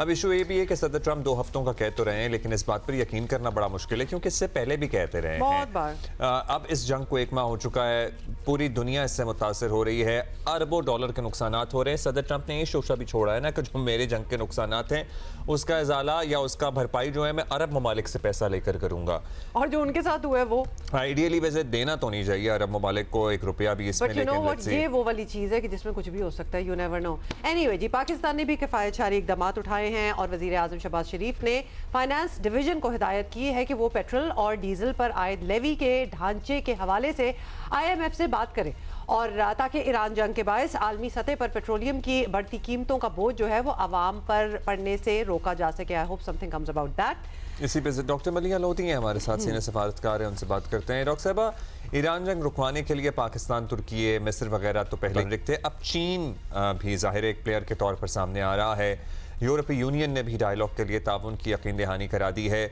सो क्या हम अपनी उम्मीद बढ़ा लें कि इस मसले का हल जल्द निकलेगा और मुज़ाकरात से ही निकलेगा? इस वक्त पूरी बैनुल-अक़वामी कम्युनिटी जो है वो डीएस्केलेशन चाहती है, वो अमन चाहती है, लेकिन रुकावट तो अभी अमेरिका ही है। हालांकि अमेरिका के कहने पे पाकिस्तान ने ये रोल इख्तियार किया और उसके बाद ईरान किसी हद तक आप कह सकते हैं कि कम से कम उन्होंने मैसेजेस एक्सचेंज किए हैं। लेकिन ये कहना कि अब कुछ और मुल्क शामिल हो गए हैं, मेरा ख्याल है वो तो हमेशा से ही चाहते हैं और चाहते थे कि डी एस्केलेशन हो। लेकिन देखें, अमेरिका की तरफ से अभी भी मिक्स सिग्नल्स आ रहे हैं। उनके जो सेक्रेटरी डिफेंस हैं, जो अपने आप को सेक्रेटरी ऑफ वॉर कहते हैं, उनकी तरफ से जो बातचीत उन्होंने की है एक प्रेस कॉन्फ्रेंस में, तो उसमें तो अगेन उन्होंने कहा है कि जी हम मुज़ाकरात बॉम्ब्स के ज़रिए भी कर सकते हैं, हम चाहते हैं कि डील हो, लेकिन अगर ईरान वो हमारे टर्म्स नहीं मानेगा तो फिर हम शदीद किस्म की लड़ाई और हमला करेंगे। तो ये तो मुज़ाकरात का माहौल इस तरह से तो नहीं बनता ना। मुज़ाकरात का माहौल बनता है जब आप थोड़ा सा पीछे हटते हैं और एक ही ज़बान बोलते हैं, ये नहीं कि आप मुख्तलिफ वक्त में मुख्तलिफ चीज़ें कहें। और फिर बहुत बड़ा जो सवालिया निशान है वो है इज़राइल पे। इज़राइल के हमले जारी हैं, ईरान पे, लबनान पे, गाज़ा पे तो आपको पता ही है उन्होंने क्या हशर किया है वहाँ। लेकिन उनकी तरफ से तो कुछ भी नहीं है इस वक्त, उन्होंने कुछ कहा ही नहीं है। जब अमेरिका और ईरान के दरमियान ये ख़बरें आनी शुरू हुई कि जी मैसेजेस एक्सचेंज हो रहे हैं पाकिस्तान के ज़रिए थ्रू पाकिस्तान गुड ऑफिसर्स, तो इज़राइल ने तो कुछ नहीं कहा, खैर मकदम करना या कुछ कहना। तो ये बहुत ही बड़ा यानी कि क्वेश्चन मार्क है, because Israel can play the spoiler. अगर ये पेशरफ्त होती भी है जो ट्रंप बार बार कहता है और साथ साथ वो ये भी कहता है अगेन मिक्स मैसेजेस कि हम ये भी कर सकते हैं, हम तेल भी ले सकते हैं ईरान का और हम ले भी लेंगे। तो इस वक्त मैं समझती हूँ कि जिस माहौल की ज़रूरत है फॉर डायरेक्ट टॉक्स, बराह रास्त अगर बातचीत होनी है ईरान और अमेरिका के दरमियान, अभी तक वो माहौल नहीं बना। हाँ, ये ज़रूर है कि जब हमारे वज़ीर ख़ारजा डिप्टी प्राइम मिनिस्टर इसहाक़ साहब चीन तशरीफ़ लेके गए, तो एक जॉइंट स्टेटमेंट जो पाकिस्तान और चीन के दरमियान इशू हुआ, उसमें बहुत ही स्ट्रॉन्ग बैकिंग है चाइना की डी एस्केलेशन के लिए और पीस टॉक्स के लिए। लेकिन देखें, जो पार्टीज़ हैं इस कॉन्फ्लिक्ट में वो यूरोपियन यूनियन तो नहीं है ना ही चीन है, वो तो अमेरिका, ईरान और इज़राइल हैं। तो जब तक हम ये नहीं देखेंगे कि अमेरिका सीरियस है, और फिर जो 15 पॉइंट्स भेजे हैं पाकिस्तान के ज़रिए ईरान को, वो 15 पॉइंट्स अमेरिका तो चाहता है कि ईरान सरेंडर करे, तो ये तो नहीं हो सकता। और अगेन मैं यही कहूँगी कि इस तरह मुज़ाकरात नहीं होते। मुज़ाकरात की बात भी आप कर रही हैं डॉक्टर साहिबा, और आपने ये भी कहा कि Israel can play the spoiler, they have been doing that for the longest time, क्योंकि इज़राइल ने करना तो वही होता है, they want America to be obviously with them and America is at their beck and call। लेकिन at the end of the day Gaza truce में भी जब करवा दी थी ट्रंप ने थोड़ी देर के लिए, Israel was the one to break it। तो they don't really care much कि अमेरिका क्या दुनिया को वादे करता है, हम तो वही करेंगे जो हमने करना है। We have seen that in the past as well। अब ये बताएं, इसमें ऑब्वियसली कोई शक नहीं है कि ईरान या कोई और अमेरिका पर भरोसा करने में हिचकिचाएगा। मतलब जो सदर है अमेरिका का इस वक्त it is very difficult to trust him. तो उनका माजी भी ऑब्वियसली जो है वो इसी तरह ही नज़र आता है, लेकिन ये भी एक हकीकत है कि एक जंग में ऐसी आलमी तन्हाई, ऐसा आलमी प्रेशर और अंदरूने मुल्क मुखालफत भी ट्रंप ने पहले नहीं देखी होगी। क्या ट्रंप को इससे कोई फर्क पड़ता है? आपको लगता है वो फंस चुके हैं या फिर it just does not matter to him? मैं तो समझती हूँ कि सदर ट्रंप को समझ नहीं आ रही कि करना क्या है। एक दिन वो कहते हैं कि जिस स्ट्रेट ऑफ हॉर्मूज जो है वो हमें किसी तरह से वापस लेना है, अगले दिन वो कहते हैं, बल्कि सबसे लेटेस्ट जो स्टेटमेंट है वो तो ये है, उन्होंने कहा कि जी जो अमेरिका के एलाइज हैं वो उनको कहते हैं ट्रंप कि आप जाके इसको चोक होल्ड जो है ईरान का आप खुलवाएं जाके, यानी कि हम आप ही तेल लेते हैं वहाँ से, तो आप ही करें ये काम। तो देखें अगेन बहुत ही यानी कि कंट्रोवर्शियल तो मैं नहीं कहूँगी, उससे कहीं ज़्यादा ये स्टेटमेंट्स हैं फ्रॉम प्रेसिडेंट ट्रंप। तो इस सिचुएशन में जाहिर है ईरान के लिए तो बहुत यानी कि बड़ा चैलेंज है। और जैसे आपने जिक्र किया माजी का उनका एक्सपीरियंस, एक ईरानियन ऑफिशियल ने कहा कि हमारा माजी का जो एक्सपीरियंस है मुज़ाकरात का वो डिज़ास्ट्रस रहा है अमेरिका के साथ। तो अभी भी ये सवाल, I think it's all the question is out there, ये टॉक्स होंगी या एस्केलेशन होगी, और अभी हमें कोई क्लियर इसका जवाब नहीं मिला। इसके बावजूद कि सारी इंटरनेशनल कम्युनिटी चाहती है कि ये जंग जल्द अज जल्द बंद हो, डी एस्केलेशन हो, ऑयल सप्लाई जो है वो खुल जाए, स्ट्रेट ऑफ हॉर्मूज जो है वहाँ पर फ्री यानी कि फ्रीडम हो for ships to sail through, tankers to sail through. लेकिन सूरत हाल बहुत ही मैं समझती हूँ कॉम्प्लिकेटेड है, कॉम्प्लेक्स है। डॉक्टर साहब, इस पूरे मामले में मुस्बत कोशिशें करने वाले बहुत हैं, लेकिन एक ऐसा फरीक जो किसी की नहीं सुनता, शायद अमेरिका की भी नहीं, वो इजराइली है। उसका एजेंडा अपना ही है, वो ग्रेटर इजराइल की बात करते हैं, वो अपनी प्रोफेसीज पे यकीन रखते हैं, वो अपनी स्क्रिप्चर्स को फॉलो करने की बात करते हैं। हाँ, सो इजराइल को कंट्रोल करने की जिम्मेदारी कौन ले सकता है, प्रोवाइडेड कि अमेरिका में भी टॉप पोजीशंस में ऐसे लोग मौजूद हैं who are really under Israeli influence? Israel तो एक ही मुल्क की सुनता है और वो है अमेरिका। और मेरा ख्याल है ये कहना कि इजराइल नहीं सुनेगा अमेरिका की, तो मैं नहीं समझती ये दुरुस्त होगा। देखिए सारा असला जिससे कि वो लड़ाई कर रहा है इजराइल, वो तो सारा अमेरिका से आता है। अमेरिका उनको बैंक रोल करता है, अमेरिका उनको डिप्लोमेटिक सियासी बैकिंग देता है। अमेरिका के बगैर तो इजराइल लड़ नहीं सकता है। लेकिन ये आपका सवाल सही है कि कैसे इजराइल को कंटेन किया जाए, इसलिए कि देखें जैसे मैंने पहले भी अर्ज़ किया, इजराइल तो एक पोटेंशियल स्पॉइलर है, बल्कि पोटेंशियल क्या है ही spoiler in any peace process. तो ये तो अमेरिका की जिम्मेदारी है। अगर अमेरिका वाकई सीरियस है, अगर अमेरिका सीरियस नहीं है और वो कभी कभी गुड कॉप बैड कॉप खेल रहा है, यानी कि वो कहता है कि जी चले मैं मुज़ाकरात में हम इंटरेस्टेड है, लेकिन इजराइल को खुली छुट्टी दी हुई है कि वो अपने अटैक्स जारी रख रहा है, तो ये देखें इससे फिर पेशरफ्त होना मुश्किल नज़र आता है। अमेरिका को क्लियरली कंटेन करना चाहिए और बंद करना चाहिए जिस तरह से इजराइल एक्ट कर रहा है और जिस किस्म के हमले उन्होंने किए हैं। खैर अमेरिका खुद कर रहा है ये कहते हुए कि जी हमें मुज़ाकरात चाहिए, वो B-52 बॉम्बर्स इस्तेमाल करने शुरू कर दिए उन्होंने, जो डीप इनटू ईरानियन टेरिटरी उन्होंने इस्तेमाल किए हैं। तो इस सूरत हाल में देखें सिर्फ इजराइल की बात नहीं, अमेरिका की अपनी भी बात है। अगर अमेरिका सीरियस हो जाता है और एक ट्रैक पे जाता है और वो ट्रैक है डिप्लोमेटिक सफारती, और फिर वो इजराइल को ज़रूर प्रेशर कर सकेगा। लेकिन अगर खुद ही उसको नहीं पता कि उसने करना क्या है, या वो मुज़ाकरात को सिर्फ एक रूज़ या एक स्मोक स्क्रीन के तौर पे इस्तेमाल करना चाहता है, तो फिर जाहिर है इजराइल क्यों रुकेगा। Thank you so much doctor Maliha Lodhi साहिबा। ये मैच मेड इन हेवन है इस वक्त, जो ट्रंप का अमेरिका का सदर होना और नेतन्याहू का जहां वो होना, this is a match made in heaven, because उनके मुल्कों के इंटरेस्ट जो भी हों, दैट्स अनदर स्टोरी। इन दो शख्सियात के इंटरेस्ट अलाइन करते हैं टोटली।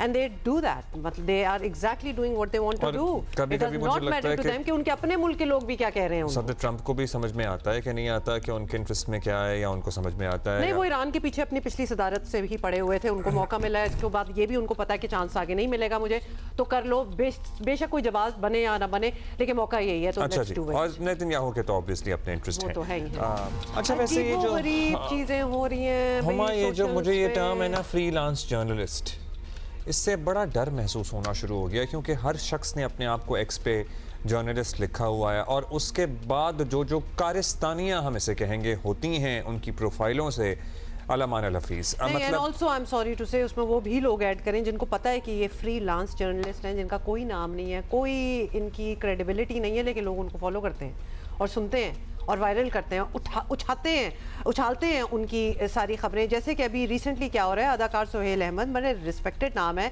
उनके खिलाफ सोशल मीडिया पर इंतहाई घटिया मुहिम चल रही है, और जिसकी बुनियाद ही झूठ है, जिसकी बुनियाद ही झूठ है। और ये हाफ ट्रूथ हाफ क्लिप्स जो होते हैं ना, ये चला के तो आगे फिल इन द ब्लैंक या कंप्लीट द सेंटेंस वाला तो कुछ भी डाल दो, कुछ भी आप कर सकते हैं। तो ये हो रहा है उनके साथ, और ये खतरनाक मुहिम है। और बताओ क्या है इसमें? तजर्बाकार सहाफ़ी हैं, इसमें पढ़े लिखे लोग हैं जिन्होंने फ़ॉरेन यूनिवर्सिटियों से डिग्रियां ली हुई हैं, मतलब वो भी एक आप सोचने पे मजबूर करते हैं कि दुनिया में कोई भी डिग्री आपका शायद सोच का जाविया है वो पता नहीं ठीक कर पाती है या नहीं कर पाती, अगर आपके मतलब कुछ है मसला जो आपके इनबिल्ट जो प्रॉब्लम्स होती हैं। सोहेल अहमद साहब का एक नामुकम्मल क्लिप है जिसमें सैकड़ों बच्चे नौजवान उनके सामने बैठे हैं। आप सोचिए, पाकिस्तान में कोई भी बैठ के खुदा न खास्ता नाउजुबिल्लाह हजारों लोगों के सामने गुस्ताखी की जुर्रत कर सकता है? Can you even imagine that? Even think about it? Even if you are right in your सोच, आप बैठेंगे एक मजमे में बैठ के आप कहेंगे कि हेलो मैं ये सोचता हूँ, हम पाकिस्तान में हैं। नहीं हो सकता। सोहेल अहमद साहब के खिलाफ एक सोचे समझे तरीके से तस्दीक किए बगैर नामुकम्मल क्लिप्स को उनकी एक तकरीर को आगे बढ़ाया गया, और उस पर नामुनासिब तबसरे किए जाते रहे, और ज़ाहिर है तंग नज़रों ने इस पर गुस्ताखी का कार्ड भी इस्तेमाल किया। सोहेल अहमद साहब ने वजाहत भी की, और वजाहत भी उनकी यही थी कि कुछ खुदा को खौफ कर लें, मतलब आपने मुंह भी दिखाना है किसी को इस दुनिया से जाने के बाद, सब कुछ इन ऑनलाइन डॉलरों से नहीं हासिल कर लेना। कुछ सहाफ़ियों ने माजरत भी कर ली और वो क्लिप डिलीट भी कर दिया, तो उनमें कुछ ऐसे भी थे, पता नहीं पहले ही क्यों किया था, but anyway they did it. और ये सब कुछ उस वक्त हो रहा है जब लाहौर हाई कोर्ट में हत्या की इज्जत एक्ट 2024 के खिलाफ सहाफ़ियों, मीडिया और सिविल सोसाइटी ग्रुप्स की तरफ से दायर केस जो है वो ज़ेर समाअत है। और कल अदालत ने वफाकी और सूबाई लॉ अफसरान को नोटिस भी जारी करते हुए पंजाब असेंबली में कानून पर होने वाली बहस का रिकॉर्ड जो है वो पेश करने की हिदायत कर दी है। पंजाब हुकूमत का मौक़िफ़ है कि हत्या की इज्जत के नए कानून का मकसद प्रिंट, इलेक्ट्रॉनिक और सोशल मीडिया पर झूठे, गुमराहकुन और हत्या के आमेज़ दावों से आवाम को तहफ़्फ़ुज़ फराहम करना है। मतलब हम जहाँ एक फ़ाइट लड़ने की कोशिश कर रहे हैं कि जी आज़ादी होनी चाहिए बोलने की, वहाँ ये जो लोग हैं ना जो ज़्यादातर मुल्क से बाहर बैठे हैं, आज़ादी ले ली है, उन्होंने आज़ादी ले ली है, और वो हमारे लिए जगह का ख़त्म करते जा रहे हैं, ख़त्म कर रहे हैं। क्योंकि जब इस तरह की चीज़ें होंगी, और हमारा ये पहला केस नहीं है, मतलब फ्रॉम सलमान तासीर साहब टू एहसन इकबाल साहब, जिन पे भी इसी तरह के इल्ज़ामात लगे, और इल्ज़ामात लगे, और उसके बाद सर्टनली आपको पता है एहसन इकबाल साहब पे भी हमला हुआ। In this day and age आप कैसे ये हरकतें कर रहे हैं? अच्छा, सवाल फिर वही है कि इजहार राय की आज़ादी शहरियों का जमहूरी हक ज़रूर है, लेकिन झूठ और नफरत अंगेज़ी जो है उसकी रोकथाम भी बहरहाल बहुत ज़रूरी है, और लोगों की ज़िंदगी, उनकी इज्जत साख खतरे में भी नहीं डाली जा सकती। तो ऐसे लोगों को बहरहाल कानून के कटहरे में तो लाना बहुत ज़रूरी है। और let's talk about this by the वे। इसी पे बात करते हैं। फ़खर दुरानी है, सीनियर सहाफ़ी हमारे साथ मौजूद हैं। फ़खर साहब, सोहेल अहमद साहब एक सीनियर अदाकार हैं, अब ज़ाहिर है हर शख्स की तरह उनकी भी कोई सियासी राय हो सकती है, और उनकी सियासी राय वो कोई ढकी छुपी भी नहीं है। हैविंग सेड दैट, ज़ाहिर है ज़्यादातर इन ट्रोल्स का ताल्लुक एक ही जमात से होता है, PTI से होता है, उन्हीं से हमदर्दी रखने वाले सहाफ़ी इन चीज़ों को तरबीज भी देते हैं। एक नामुकम्मल क्लिप उठाया गया, पूरा महाज खड़ा किया गया, और जिस अंदाज में उसे पेश किया गया उसे मजहबी मामला बनाया गया, उस पर तौहीन का कार्ड खेला गया। ये रविश बड़ी ख़तरनाक हो सकती है, लेकिन ये हम सबके लिए ख़तरनाक हो सकती है। Don't they think about it? बहुत शुक्रिया सुहेल अहमद साहब। सिर्फ एक सीनियर अदाकार नहीं बल्कि उससे ज़्यादा मैं समझता हूँ कि वो एक सुलझे हुए और पढ़े लिखे इंसान हैं, और जिस तरह से वो पिछले कई सालों से जो सियासी मामलात को उन्होंने तंज़ व मज़ाह के ज़रिए अवाम में शऊर पैदा करने की एक कोशिश की है, उसको चाहिए तो ये था कि हमारे मुआशरे को सराहना चाहिए था। उनका रिसेंटली मुझे एक जो क्लिप है, जो एक इंटरव्यू हमारे कुलीग हैं, दोस्त हैं इरशाद भट्टी साहब, उनको उन्होंने जो एक इंटरव्यू में बात बताई थी, मैं समझता हूँ बड़ी इम्पॉर्टेंट है और वो बार बार दिखाई जानी चाहिए, जिसमें उन्होंने कहा था कि सियासतदानों के हवाले से कि क्यों हमारी जो सोसाइटी है और उसको रिस्पेक्ट करनी चाहिए। आज वही सुहेल अहमद साहब जो कि बाहमी इज़्ज़त और एहतराम का दर्स देते हैं, वो उनकी अपनी जान को ख़तरे में डाल दिया गया, और वो जो जान को ख़तरे में डालना है वो किसी और जो पॉलिटिकल पार्टीज़ हैं उनका तो समझ आता है कि उनका एक सियासी एजेंडा होता है, लेकिन सहाफ़ी जिनकी हमारी बुनियादी ज़िम्मेदारी होती है कि सहाफ़ती असूलों के ऊपर कारबंद रहते हुए हमेशा सच को प्रमोट करें, और आधा सच तो ये बज़ाते ख़ुद हम सहाफ़ी जानते हैं कि कितना ख़तरनाक हो सकता है। आप ये जो बात कर रहे हैं कि ये कितना ख़तरनाक हो सकता है, देखें इसका हम ऑलरेडी देख चुके हैं हमारे सोसाइटी में कि ये जो ख़ास तौर पे मजहबी रंग दे के किसी भी मामले को एक जो किसी के खिलाफ उकसाया जाता है मजहब की बुनियाद के ऊपर, वो इंतहाई ख़तरनाक होता है। ये एक अफसोसनाक रविश और जो एक अफसोसनाक रवैया है जो सुहेल अहमद साहब के खिलाफ हमने देखा है कि सियासी जमात उसकी तो समझ आती है कि एक पॉलिटिकल उनका अपना एक एजेंडा है, लेकिन जो सहाफ़ी इसमें उन्होंने भी बग़ैर कोई तहकीक किए और बग़ैर एक सियाक व सबाक के एक छोटा सा क्लिप निकाल के उसमें से अपनी मर्ज़ी के मुताबिक उसको रंग देने की कोशिश की है, इंतहाई अफसोसनाक है। वैसे वो सहाफ़ी भी कैंसिल होने चाहिए, सॉरी, जिन्होंने ये किया, क्योंकि आपकी सहाफ़त किधर गई जब आपने रिसर्च नहीं की उस बात को आगे ले जाने से पहले। तो इस मामले में ये बताएं, इस मामले में एक बार फिर नज़र आ गया कि बड़े सीनियर सहाफ़ी भी ऐसे कमेंट कर गए जो बिल्कुल नहीं किए जाने चाहिए थे, और उन लोगों को सुनने वाले पढ़ने वाले लाखों की तादाद में। हुमा, पता है बड़े बड़े आज के दौर में ना ये जो मोनेटाइजेशन का दौर है ना, बड़े बड़े बेनकाब हुए हैं। मतलब इन्होंने सारी उम्र हम लोगों को, हम तो जूनियर ही हैं इनसे बहुत ज़्यादा, हम इनको देख के इंस्पायर होते रहे, और मतलब अब जब इनके अपने एक्स अकाउंट्स मोनेटाइज हुए तो हमें इनकी सहाफ़त जो है ना यूँ पड़ी नज़र आ रही है। सो सहाफ़ती ज़िम्मेदारियाँ सोशल मीडिया के इस्तेमाल से में क्यों पीछे हैं, रह रही हैं, बताइएगा फ़खर, आपकी क्या राय है? बिल्कुल आपने ये दुरुस्त पॉइंट आउट किया है, खासतौर पे ये जो सहाफ़त के हवाले से आप बात कर रहे हैं, ये मैं समझता हूँ कि ये इंतहाई ज़रूरी है कि इसको हाईलाइट किया जाए।